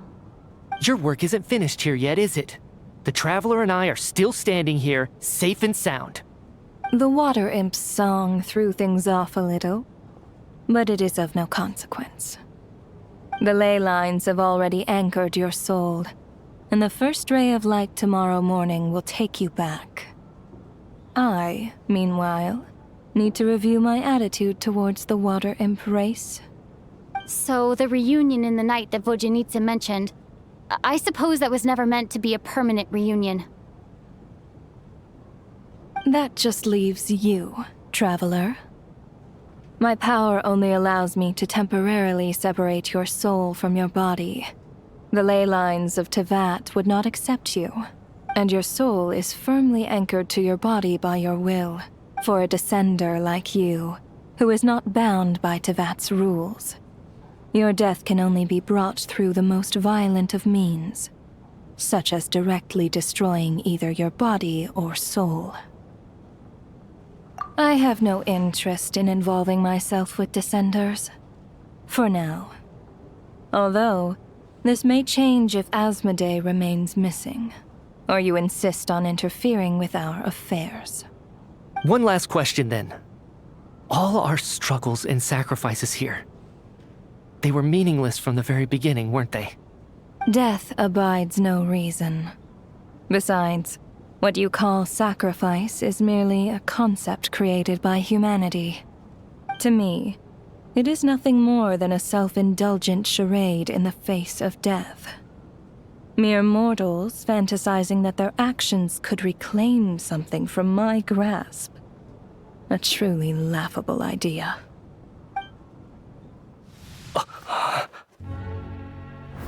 Grim Reaper, you really know how to get on my nerves.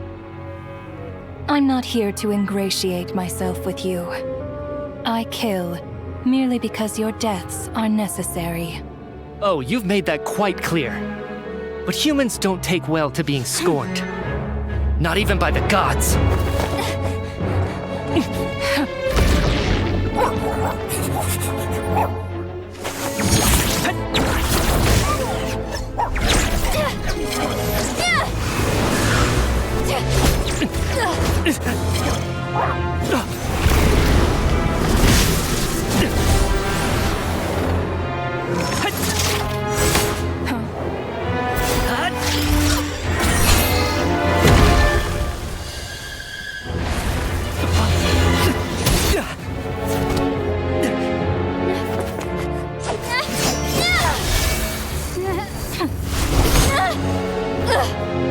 This is futile.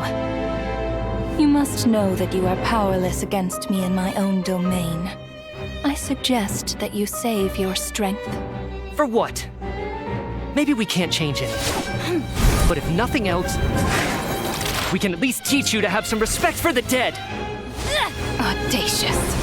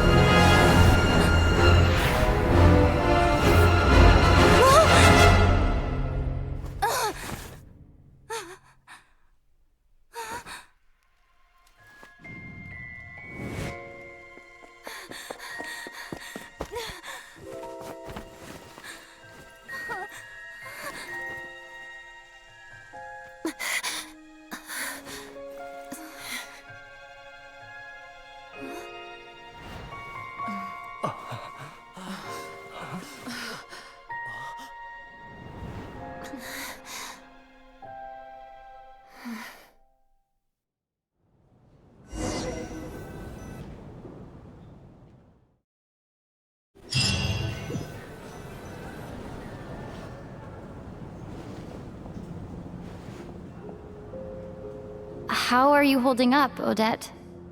What happened to me? How much do you remember? What do you mean? Is the performance over? I can't seem to recall what happened. Has Odette already forgotten?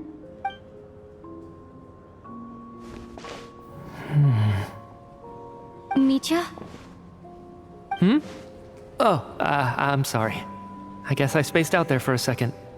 Remind me who you are? Don't you remember anything?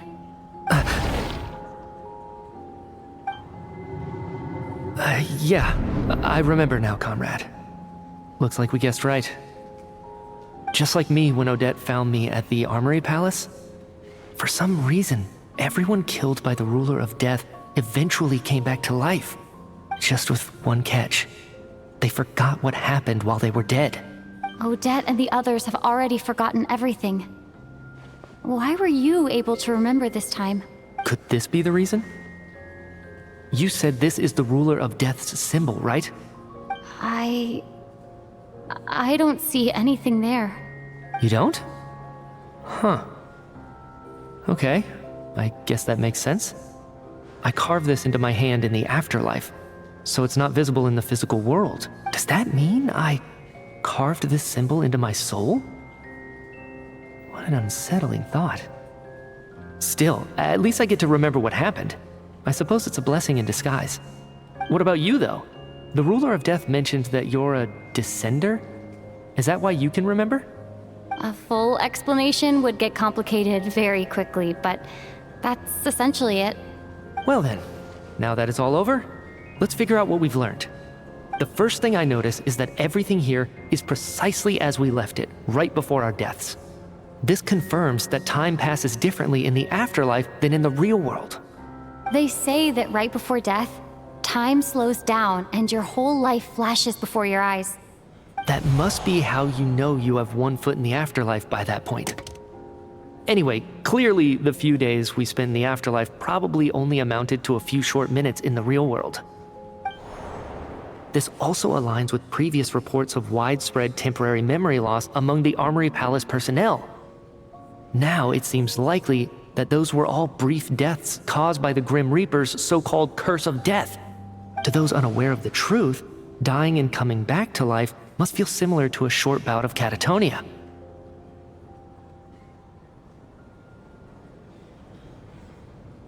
This leaves me with a couple big questions. What are the conditions that trigger this so-called curse of death? And why are we resurrected after we die? If nothing else, I think it shows that killing us wasn't her ultimate goal. We still don't know her true reasons for subjecting us to death. Right. This time only got complicated because of the situation with the theater's ley lines. That's why she had to approach it differently. If the previous incidents of amnesia among the researchers are anything to go by, killing us is usually a pretty routine matter.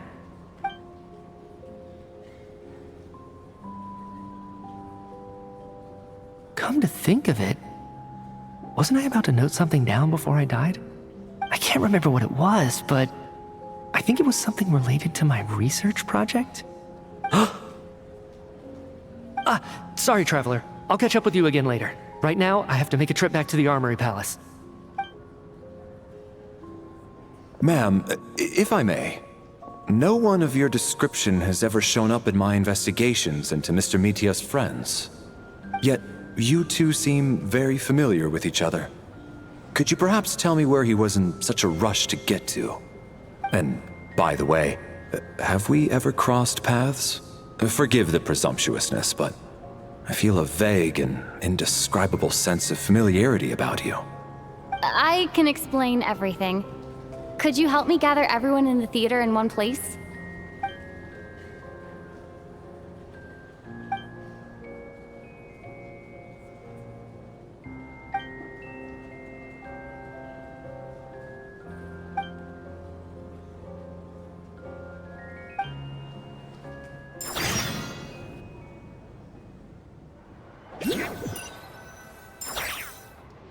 So, Chuganov really is going to shut down the factory. I guess this theater incident actually did us some good after all. So, you said I promised to take you to the Armory Palace while we were in the afterlife, yes? I believe you. I think I even have a vague memory of it. Agreed. Let's check in on her first. The whole reason for our trip to the Armory Palace anyway is to figure out what's going on with her health.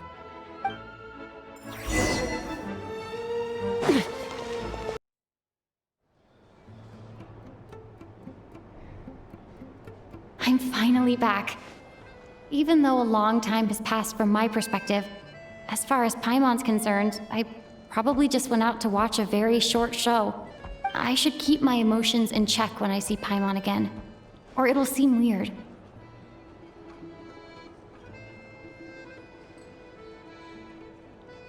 Wait. The atmosphere here feels off. Shh. Stay quiet. Let's go inside and take a look.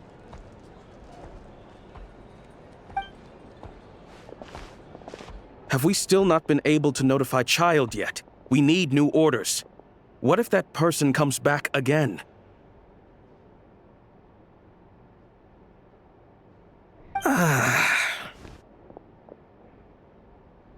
I'm so sorry. Under the circumstances, there was really nothing we could do. Tell me, what happened to Paimon? It was the Jester. He came here in person and escorted Miss Paimon away. He's the director of the Fatui. His authority supersedes all others and cannot be questioned. There was nothing we could do. How long ago did he leave? And what was Paimon's status? It was about an hour ago. Miss Paimon was fast asleep at the time. The Jester simply walked off with her as if it was only natural. I assure you, he absolutely did not use any force. Do you know where they went? The Armory Palace, most likely. Lord Piero, the Jester, has been overseeing the experiments there lately, keeping a close eye on their progress. Everyone in the Fatui has heard about it by now. I'm surprised he came in person. Whatever his reason for taking Paimon, he'll most likely return to the Armory Palace first, which is exactly where we were headed anyway. Then lead the way, Odette. Okay, let's go.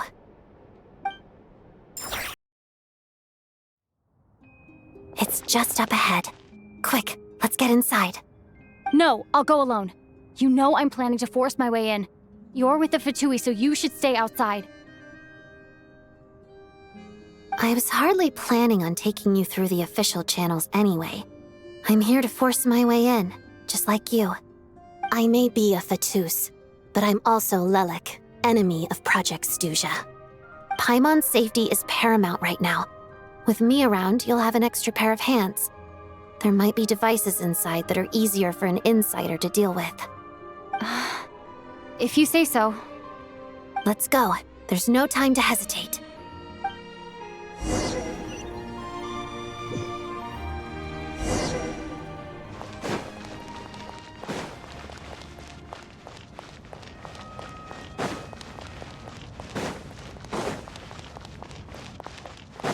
Hey, who are you? This part of the Armory Palace is under restricted access. What do you think you're doing? No questions, please. We're short on time. Open fire! Don't make sure. Light of the blazing sun! Listen. Knock him down. Bullseye!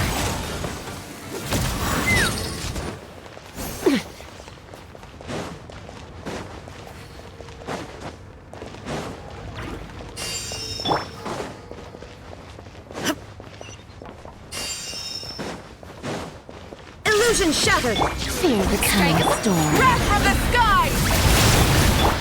Inazuma shines eternal! A brief breath. Lots of the snowflakes.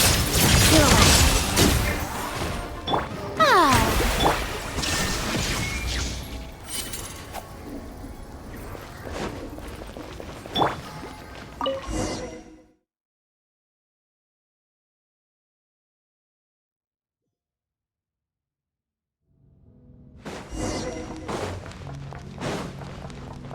You have a pass?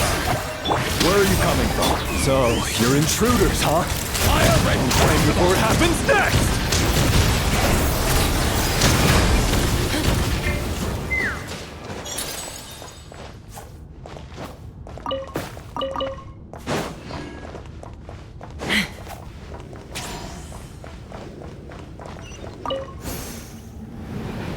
The Armory Palace is hidden this deep in?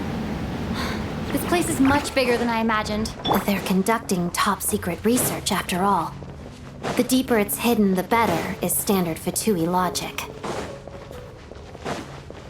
The style doesn't really look like the Fatui's handiwork, though. They must have requisitioned some structures from a past civilization. It also serves as a bit of a disguise. Intruders! Stay alert! Bullseye!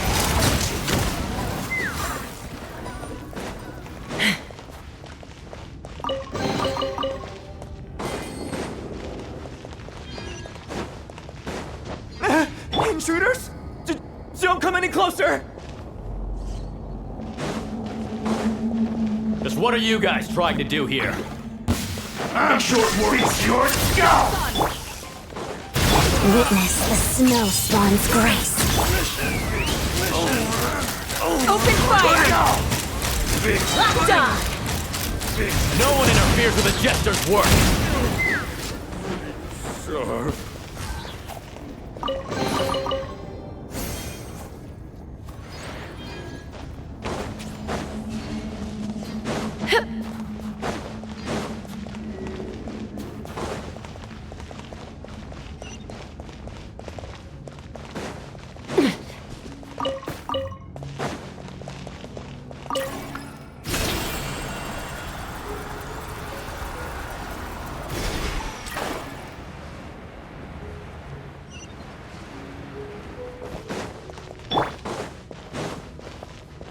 Looks like no one's guarding this place. There's something off about that decoration over there. Look out!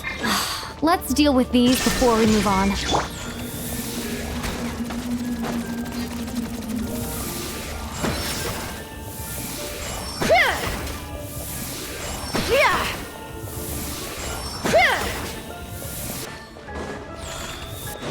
Shine down!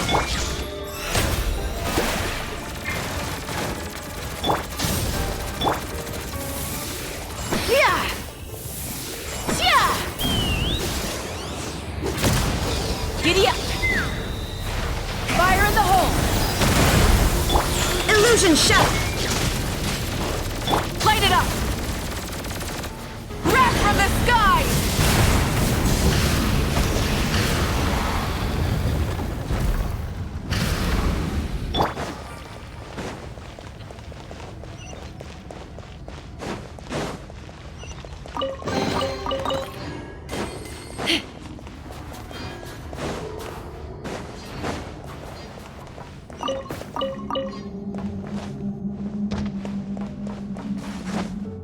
The researchers here probably don't know that we're uninvited guests. Let's try not to hurt them. What's the big star from the theater doing here? That's Miss Odette.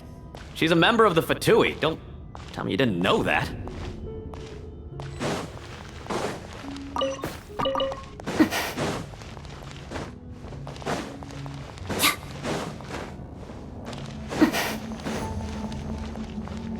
Was the whole reason for Project Stuja to support the research here at the Armory Palace? Just what are the Fatui and the Tsarita planning?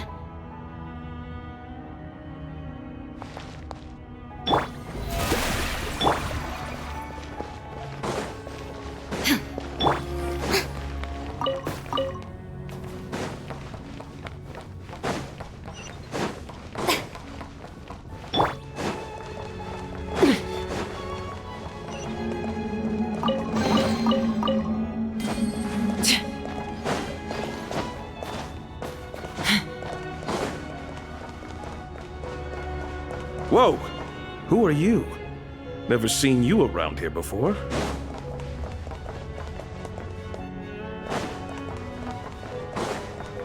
Looks like there's no way through here. Maybe using the power of this prism could help?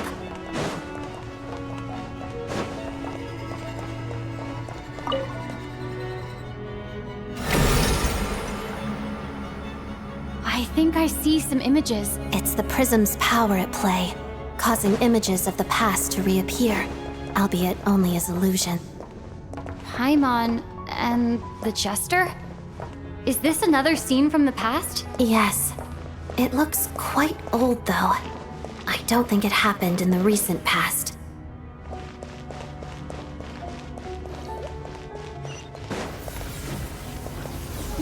What's going on here? What happened? The source seems to be the Armory Palace. They must have started some large-scale experiment. Wait, what if this has something to do with Paimon? We need to hurry!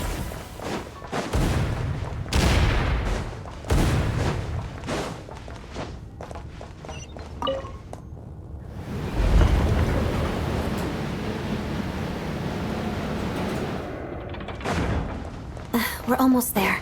The Armory Palace is just up ahead. Paimon, please be okay. Mission over. Let's run! Mission over. Open fire! Locked on! Shine down! Together. Shower me with pick!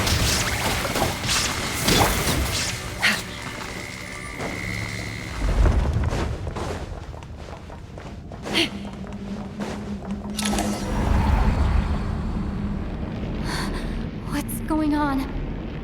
Wait, I remember this feeling. It's the curse of death. No, not now. Why is the curse of death striking again already? Odette?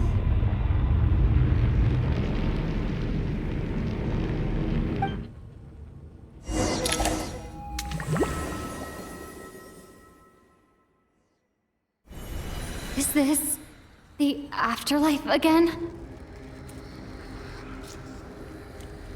I need to find a way back to reality. Is that Odette's core Ignis? Could that be what just woke me up?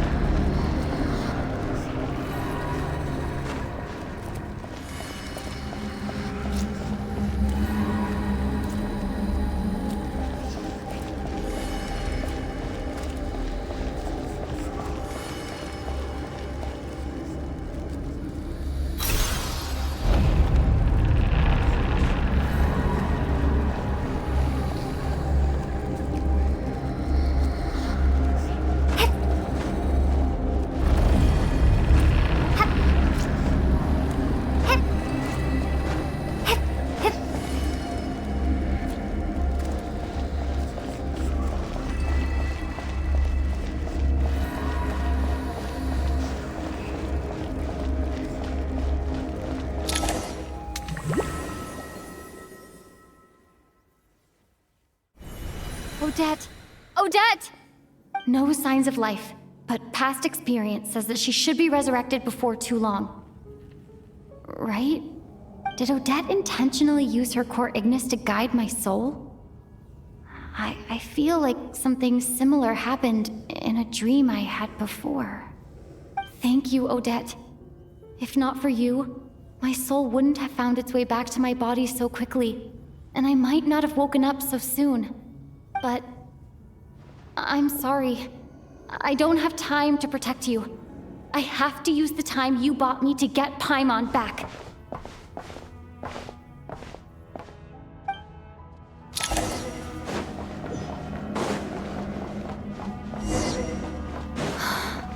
Sure enough, everyone here has been affected by the curse of death.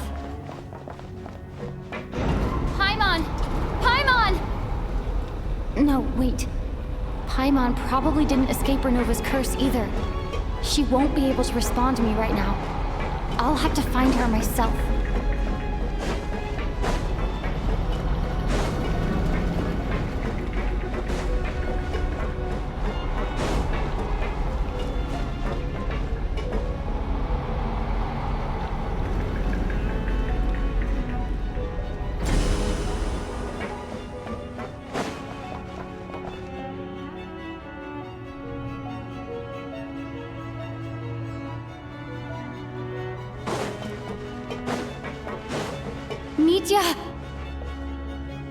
Is this the laboratory he works in? What happened here to trigger the curse of death again so soon? I'll have to ask him when he wakes up. Finding Paimon has to take priority now. I found her! Paimon really is here!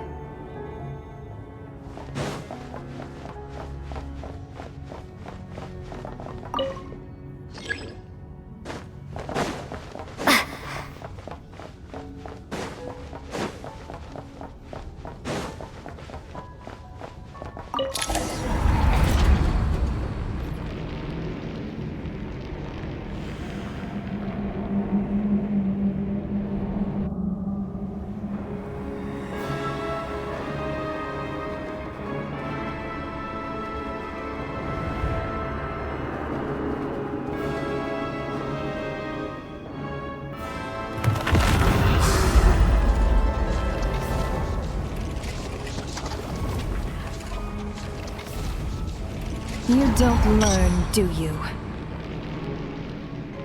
You've already been involved in one mass death, and now you show up at the scene of another. This might have passed for a coincidence the first time, but a second time? Am I to assume you are intentionally interfering in Snezhnaya's affairs? Judging by your expression, it seems that you understand little of what is going on here. In that case, a word to the wise. Do not interfere in Snezhnaya's affairs. A civilization that fails to learn its lesson constantly depletes its own worth. It will one day lose any reason for its existence. And as a descender, you are perfectly suited to be the lifeline to which a dying civilization might desperately cling. Consider your position carefully. No advice needed. I'll make my own judgments. Suit yourself. When the day of reckoning arrives, not even a descender can hope to escape unscathed. The time for resurrection fast approaches. The mortals here are not yet worthy to behold my form. So that will be all for today.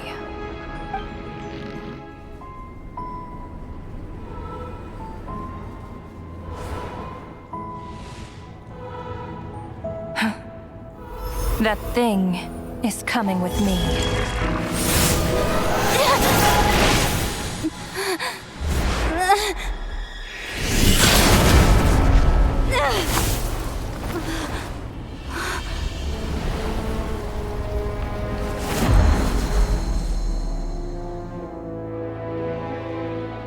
You awoke sooner than I thought.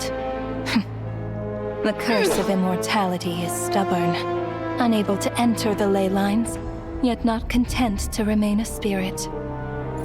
Ruler of Death, what do you want? You perplex me. Both you and you. That thing may be a creation of Celestia, but it possesses none of Celestia's power, let alone authority. Your obsession with it baffles me. No matter, the resurrection will soon begin. It's worthless anyway. I'll reclaim it next time.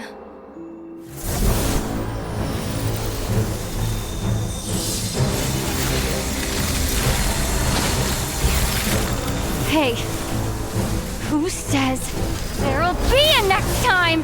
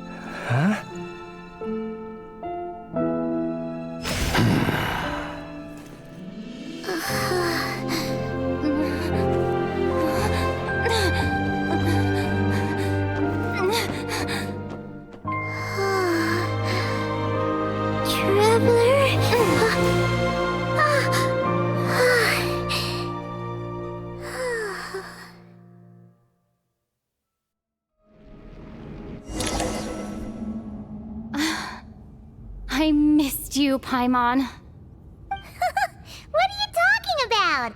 We haven't even been apart for that long, have we? It was different this time. You seem to be in pretty good shape.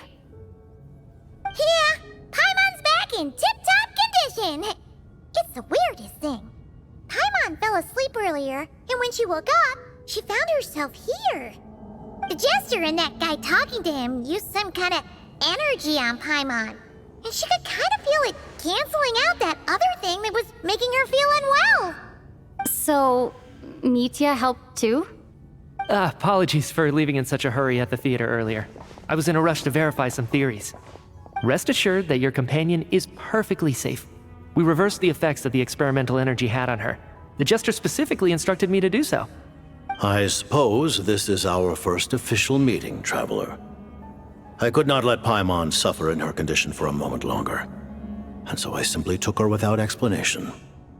I hope you... But why would a big shot like you care about what happens to Paimon? As I said when you first arrived in Snezhnaya, we once spent some time together in the distant past. Oh yeah, you did mention that. And Paimon did think you seemed strangely familiar the first time we met. I'm afraid the reminiscing will have to wait. Mitya, let us continue with the report. What conclusions, if any, did you reach from conducting the final experiment of our energy research ahead of schedule? The good news is, my hypothesis regarding the Ruler of Death has been verified. As for the bad news, I recommend we suspend the experiments and Project Mistleton until further notice. Currently, we have no means with which to make a breakthrough. I say this purely as a scientist, guided by reason alone. I will trust your judgment. We shall put the project on hold until the Ruler of Death has been eliminated. Wait, what are you guys talking about?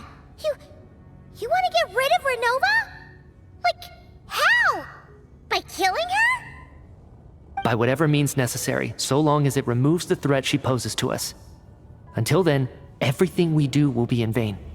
After what just happened, I've ascertained Renova's goal, or rather, the trigger condition for the Curse of Death.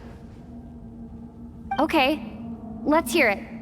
What she's doing is blocking Snezhnaya's technological progress, preventing us from possessing any means with which to threaten the heavenly principles. Just like the little lapdog she is. So, any ideas, research, or experiments that lead to technological progress can trigger the curse. Just now, for instance, I was set to launch a final phase energy experiment ahead of schedule. If the experiment was successful, we could have achieved a crucial breakthrough. As expected, though, the moment the experiment began, all the researchers, technicians, and witnesses died from the curse. All that effort, not to mention the energy and materials we relied on Project Stuja to gather for us, went to waste. In the end, nothing was gained. Does that mean something similar happened when we were at the theater? That's right. During the performance, I thought of an important breakthrough regarding the experiment, and wound up dragging everyone into this.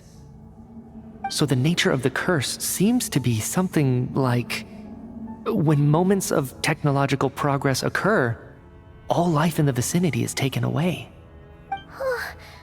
What a violent method! Of course, that meant the curse was normally limited to the Armory Palace. Since outsiders are forbidden from entering, this mass death phenomenon went unnoticed, until Odette came along. I believe she was the first witness. The Curse of Death was triggered just before she infiltrated the Armory Palace that day. But you mentioned something about a final stage experiment. Doesn't that mean you've actually made some progress? That's right. Even with the gods locking certain key components out of reach, humanity can still advance technology in incremental steps accumulated over time. But, as I'm sure Renova anticipated, even incremental progress has its limits, a point where the truth you're seeking must be put to the test in an experiment. You mean the experiment you were just about to do? Yes, we were at a critical juncture, a moment where the quantitative was about to translate into fundamental qualitative change. With this single experiment, we could have brought everything we've worked for to fruition. But now, after already being forced to fumble around in the dark all this time, it feels like we've truly hit an impenetrable wall. As long as Renova's Curse of Death persists, we won't be able to advance the experiment or obtain any results. And with Project Stuja having been in effect all this time, at our nation's current strength, repeated trial and error is simply unsustainable. Only by eliminating Renova first will it be possible to continue advancing our plans. But she's the ruler of death! She can just kill whoever she wants, right? That's gotta be the scariest power ever! Is it even possible to beat her? We'll see. But one thing's for sure. She definitely can't just do whatever she wants. The best proof of that is me, standing here, very much alive. You're saying... Wouldn't it be easier to just kill all of us researchers for good? Why resurrect us over and over again? Why let us advance our technology to this point? So, you're saying even the ruler of death has limitations we don't know about? Exactly. And I think that's where the key to our breakthrough lies. Regardless, the ruler of death has always been an obstacle we must overcome. Indeed, we must face life, death, time, and space. After all, our goal is the heavenly principles. The Fatui want to challenge the heavenly principles? For a long time, I've had a vague suspicion the Fatui and the Tsarita were targeting the heavenly principles. But hearing the Jester admit it is still a shock. No wonder that Tsarita's goal has always been kept a secret from the people. What kind of road will that lead Snezhnaya down? In that case... Lord Jester, I would like to request some leave. I'd like some time to organize my thoughts and go over the data. Granted. Get some rest, put the experiment out of your mind, and take care that the Curse of Death doesn't affect any civilians.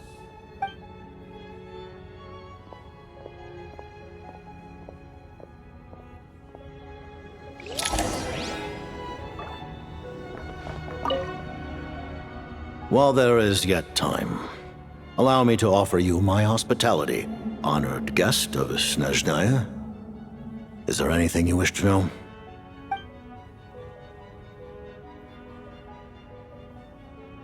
I remember hearing the term Mistelton from Columbina. Yeah! Paimon wanted to ask about that when the name came up just now. What is it? Paimon's heard of Project Stuja, but not this one. As you know, Project Stuja is a series of measures enacted to consolidate our nation's resources, the greater purpose of which is to serve Project Mistelton. Many of the things you have encountered thus far are essentially for the advancement of that project. This includes the Kuvaki Experimental Design Bureau in Nocturne. Researching Kuvaki was merely a facade. Its core objective was to use local resources and research findings to build Mistelton itself. And that's a weapon built for the final battle against the Heavenly Principles, isn't it? Huh? How did you know that? I was given some intel, and I made some deductions. Wait. You must mean that thing over there. Oh, Paimon's gotta take a closer look at this thing. Especially after you guys sent so many people to Nocturne to work on it. Kuvaki alone will not break through Celestia's defenses, let alone challenge the Heavenly Principles. The Heavenly Principles are no doubt accustomed to combating the power of the Light Realm, and elemental energy is simply the power of the human realm, converted to that form by the Heavenly Principles themselves. Any attempt to use this power against its creator would be a futile endeavor. For now, therefore, we have set our sights on the form of energy associated with the Third Descender and the Stellar Linchpins. This may hold the potential to allow Mistelton to contend with the Heavenly Principles. You could say that by reverse engineering the Stellar Linchpins to extract the energy within, we have obtained a source of anti-Celestia energy. The Kuvaki Experimental Design Bureau, Project Stuja, and the new energy experiments. Huh. So, Project Mistelton is what ties it all together. And it looks like your plan is almost complete. No wonder the Ruler of Death came after you.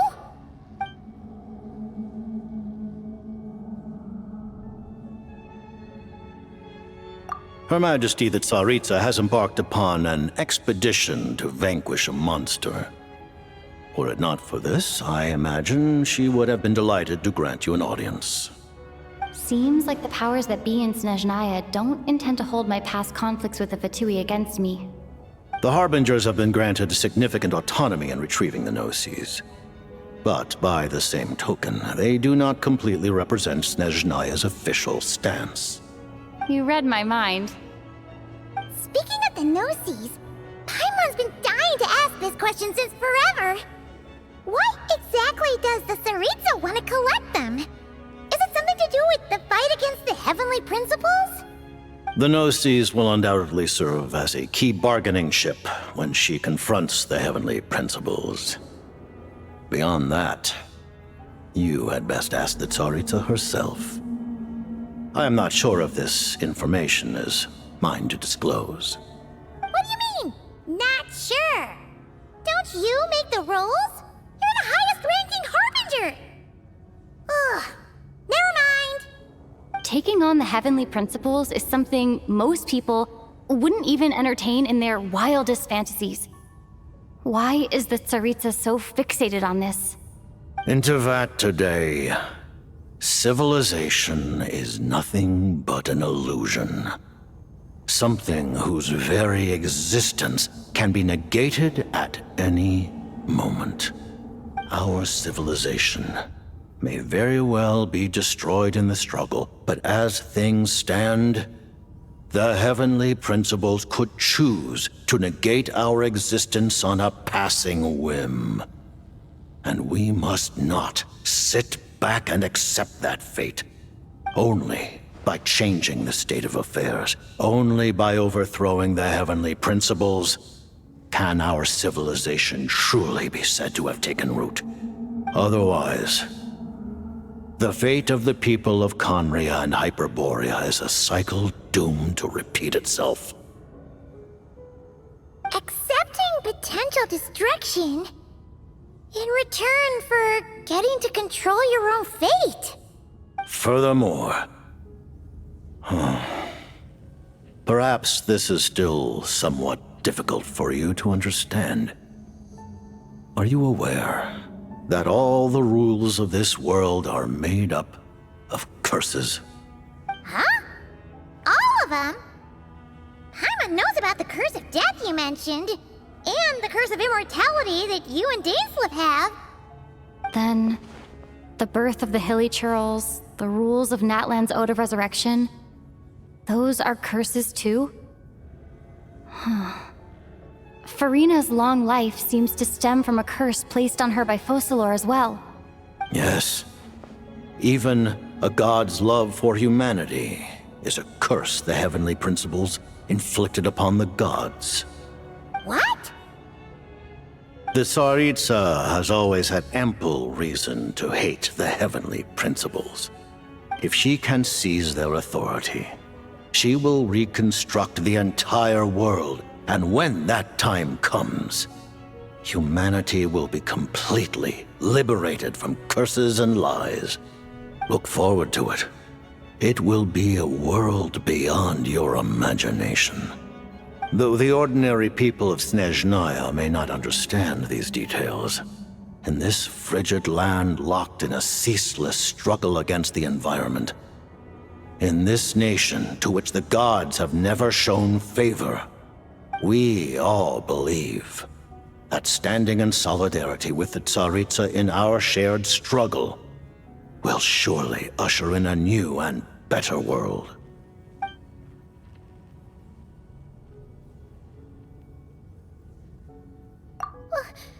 Paimon really doesn't remember.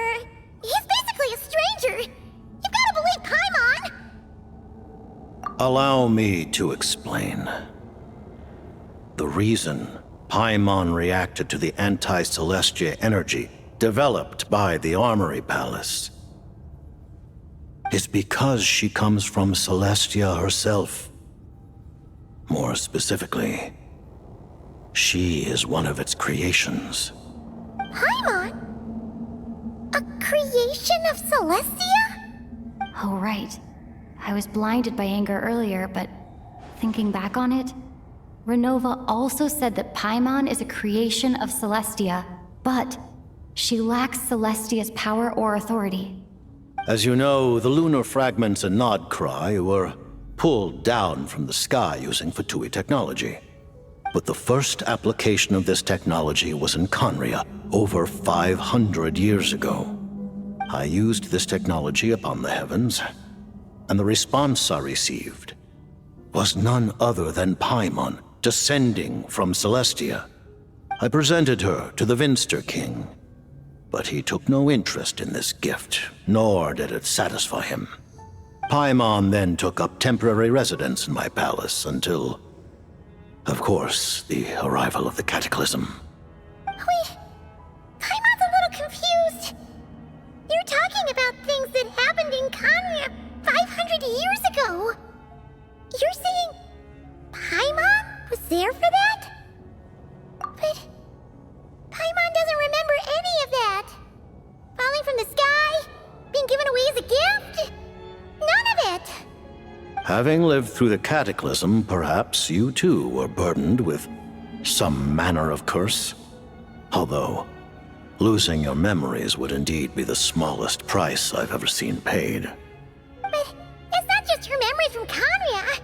Paimon doesn't even know how she spent the last 500 years. She only has memories from the past few years. No matter how hard she tries to remember. What was Paimon like back in Conria? Did she know a whole lot because she came from Celestia? Was she super smart? Unfortunately, when you arrived in Conria, your consciousness was like that of a newborn infant. None could say what kind of being you once were in Celestia. During the time you lived in Conria, Your personality was no different from how it is now.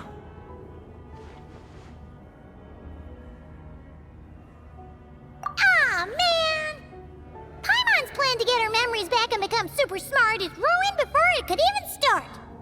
You know, even though Paimon lost her memories, she still feels weirdly close to you for some reason. That must mean you took pretty good care of Paimon back then, huh? On the contrary, I completely ignored your existence. I was entirely focused on my struggle against corrupted Tyr the Wise. But now, as I see it, it is as if you are the only sane thing that survived that era of insanity. And thus, are worthy of protection. Noted. Man, Paimon's gotta stop projecting friendship on everyone she meets. But, Traveler? Even though you know Paimon's some creation of Celestia now, you still want her, right? You're not going to abandon her? Oh, phew! That's a relief. Paimon's just learning about this too. She's barely even processed it.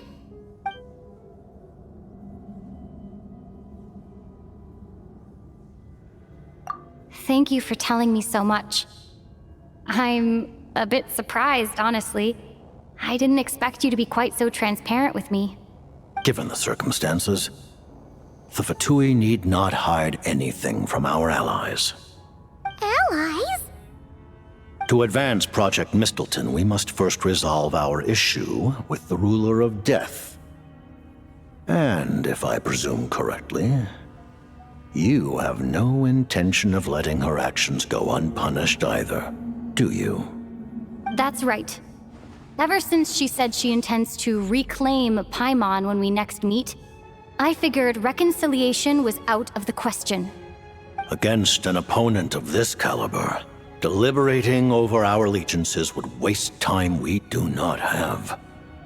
We must join forces unreservedly with whomever we can, if we are to stand anything like a fighting chance. You're going to challenge the Ruler of Death? Just for Paimon? But Paimon's only... Thank you! Oh, thank you! Oh, gee! Now Paimon doesn't even know what to say! Anyway, Paimon's super touched! The Tsarita will return in triumph in short order, and the Fatui shall hold internal discussions regarding the enemy. The time for us to meet again will come very soon. Got it. Thanks for your help with Paimon. I'll be sure to look after her for you. There was just one other thing. Well, it's just a request, really. Paimon really wants to see what this Mistleton thingy you're gonna use against the Heavenly Principles looks like. Of course, Paimon knows it's top secret and stuff, but she just had to ask. It's okay if the answer's no. Certainly you may. Oh, for real? Actually, maybe it's best not to. What if her Nova suddenly pops up again? She might take this chance to... While the technology is not yet fully developed, it has nevertheless reached the stage where Celestia's creations are unable to damage it. In that regard, you may rest assured. Oh. Wow. No wonder Paimon felt so out of sorts recently, even though it was super far away. Alright then! Paimon's ready to take a sneaky peek at this top secret super weapon!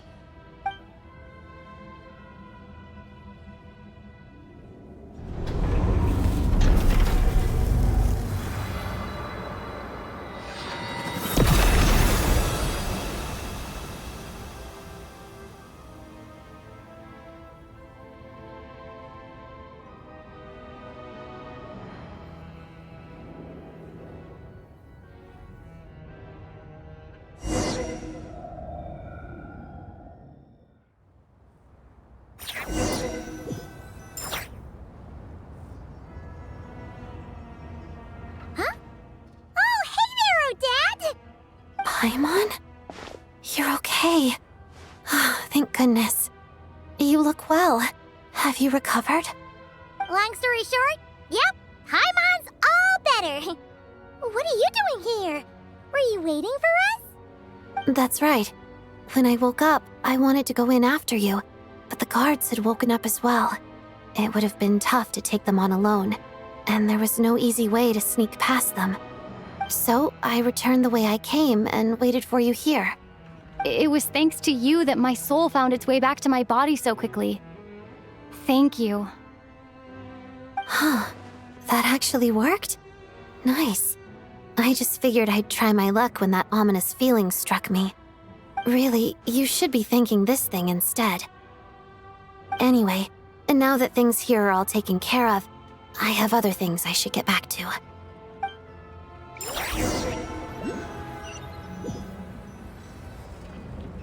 Ah, Director Chuganov, you're back. We just received notice that Project Stuzha has been suspended, so we've convened an emergency meeting. This is the preliminary plan. In addition to expanding production capacity, we've also discussed feasible layoff plans to optimize revenue and expenditure structure. Our calculations indicate that the factory's profits will increase by at least 30%. Just give the word, Director. That won't be necessary.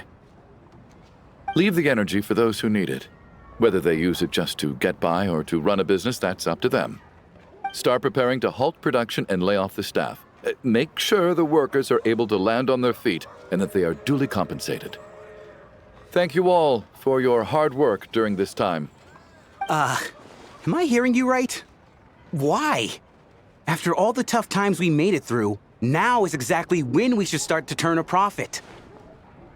I just suddenly don't want to do this anymore. Huh. Does there have to be a reason? Iskra, it's time to rest. Dear esteemed members of the Rokot, given the effects of Lelik's radical actions upon our organization's reputation and social stability, a decision has been made to permanently withdraw this codename from use. Considering that Lelik did what they did for the benefit of the people, the Rokot has nevertheless negotiated with the authorities, ultimately securing a waiver for all penalties due to them. Lelik will be suspended for a period of time. Depending on their future performance, they may be allowed to adopt a new codename and continue acting as part of the Rokot. The purpose of this notice is to remind everyone once again that motives and methods are equally important when one operates in the shadows. Even with Project Stuzha's suspension and our interim operational victory, we must guard against complacency and rashness and work to consolidate the progress we have made so far. We act only for the greater glory and solidarity of our nation. May the aurora shine ever on, and the tundra always stand firm. We act only for the greater glory and solidarity of our nation. May the aurora shine ever on, and the tundra always stand firm. Looks like it's finally over. You mean for us? Just thinking out loud. I've never seen the Snezhna Grad Vecha so lively before. I never once thought I'd come here. But I understand everything now, Rosaline.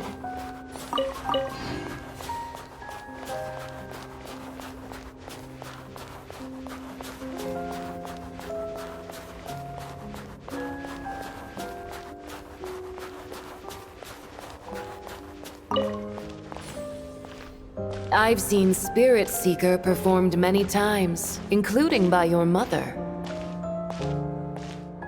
Why do you bring that up all of a sudden? Even though the choreography is always identical, every dancer finds a way to make it her own.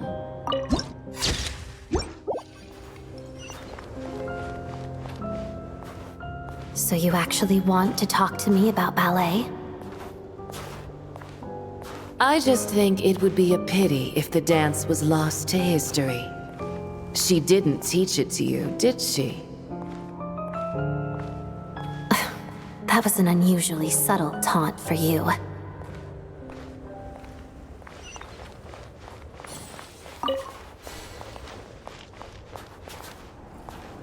We embraced one another on the snow-swept plains, melting the ruthlessness of time.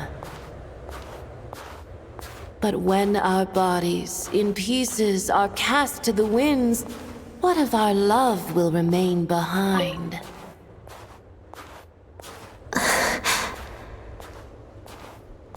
Don't tell me you can't sing.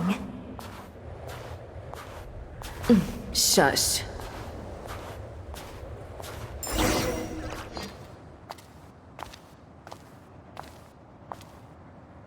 I understand her hatred. The Fatui robbed her of the life she should have had. I never opposed her dancing. Yet still I became an enemy of her ballet. I'll just keep my distance. Many despise me. I'm used to it. You're certainly not one to shy away from confrontation. But children, they need a different approach. I'm hardly the most maternal figure. Yet, she is a child. In my experience, while a father commands authority, he must still yield to love. You should tell her what you think about her dancing.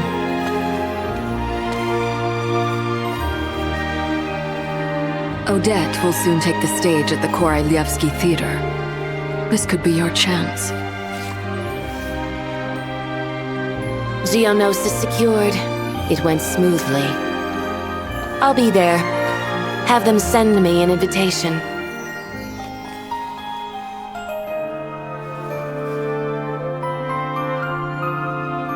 Sadly, things didn't work out. Her final words are inside that block of ice. This? Aren't these for monitoring her subordinates? Not yours. This one isn't her witch's flame, but my two worlds' flames. The two worlds' flames can burn away memories. It was my parting gift to Rosaline.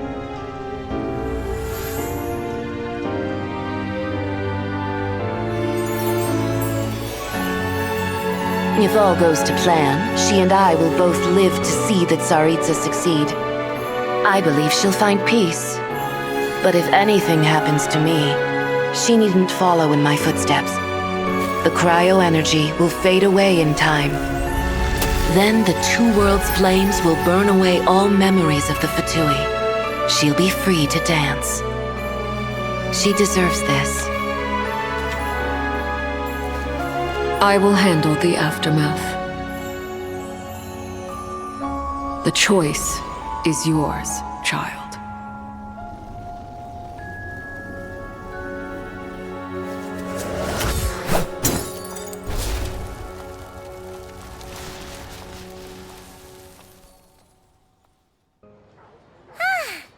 Fresh air at last! Paimon's head isn't spinning anymore, and the fever's all gone. Paimon's finally free to fly again! Oh, it's nice to finally know where Paimon came from, too. It did make Paimon a little nervous at first, but it's such a relief now. Like, who cares if Paimon's a creation of Celestia? She's probably not anyone that important. Probably just the fairy of food and fun or something. And like you said, this doesn't have to change anything between us. You're not gonna just... Hey! Hurry up!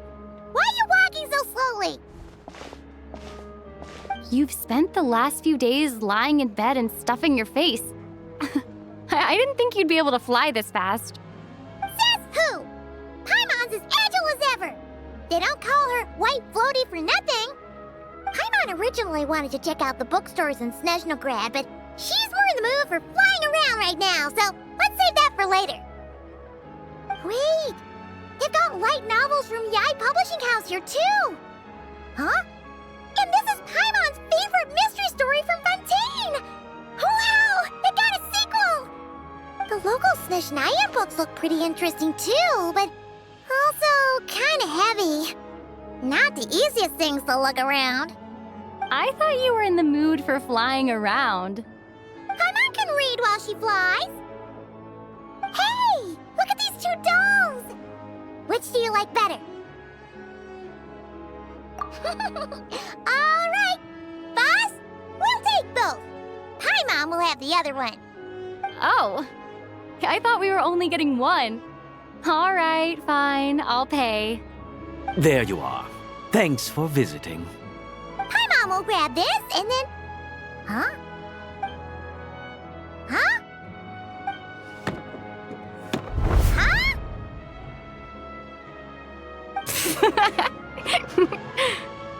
How many layers does this thing have? And what are you laughing at? Huh. You knew all along, didn't you? A whole bunch of people are gathered over by the plaza. Hey, look! That looks like Tartaglia! Hey, Tartaglia! I know that voice. Of course. If it isn't Paimon and my old comrade. You're looking well, Paimon. All better? Yeah! The Jester knew I was wrong and fixed Paimon right up! Thanks for sending someone to keep Paimon safe, too. Oh, yeah. About that. That was kind of embarrassing. Who could have known that our director would go looking for you in person? So sorry for the misunderstanding. Oh, right. Let me introduce you. This is my little sister, Tonya. Hello, Tonya! Hello. Firstly, I'm really sorry about my brother. Sounds like he's caused you no end of trouble. Hey now, why'd you have to start with that? Not that it isn't true, of course. So she's the real Tonya. She said you two didn't manage to meet up at the theater. She waited ages for me, and when I didn't show, she got a little worried and went outside. I know, right? He didn't bother to say a word to me. I searched up and down the city for him, and he only told me about it when I finally caught him at the gates of Glupov. I've been rushed off my feet lately, so I didn't get the chance to go home. I just figured the Traveler would fill you in when she got there. Well, the snow was bad, and you're never late. So I was really worried about you. How was I supposed to know that you'd stood me up? I'm sorry, Tonya. I really am. I'll make it up to you somehow. Just... please don't tell Mom and Dad. Although the mix-up led to a series of misunderstandings, it's probably for the best that the real Tonya didn't get caught up in that mess. Besides, it's obvious that Tartaglia isn't usually one to break a promise. He only gave his ticket to me because he had to look into Lelek. No, it's fine. It just meant I didn't get to see the show in the end. By the way, what did you think? You were one of the first people to see it, you know? I would say... the best is yet to come. Huh? What kind of review is that? Hey, look!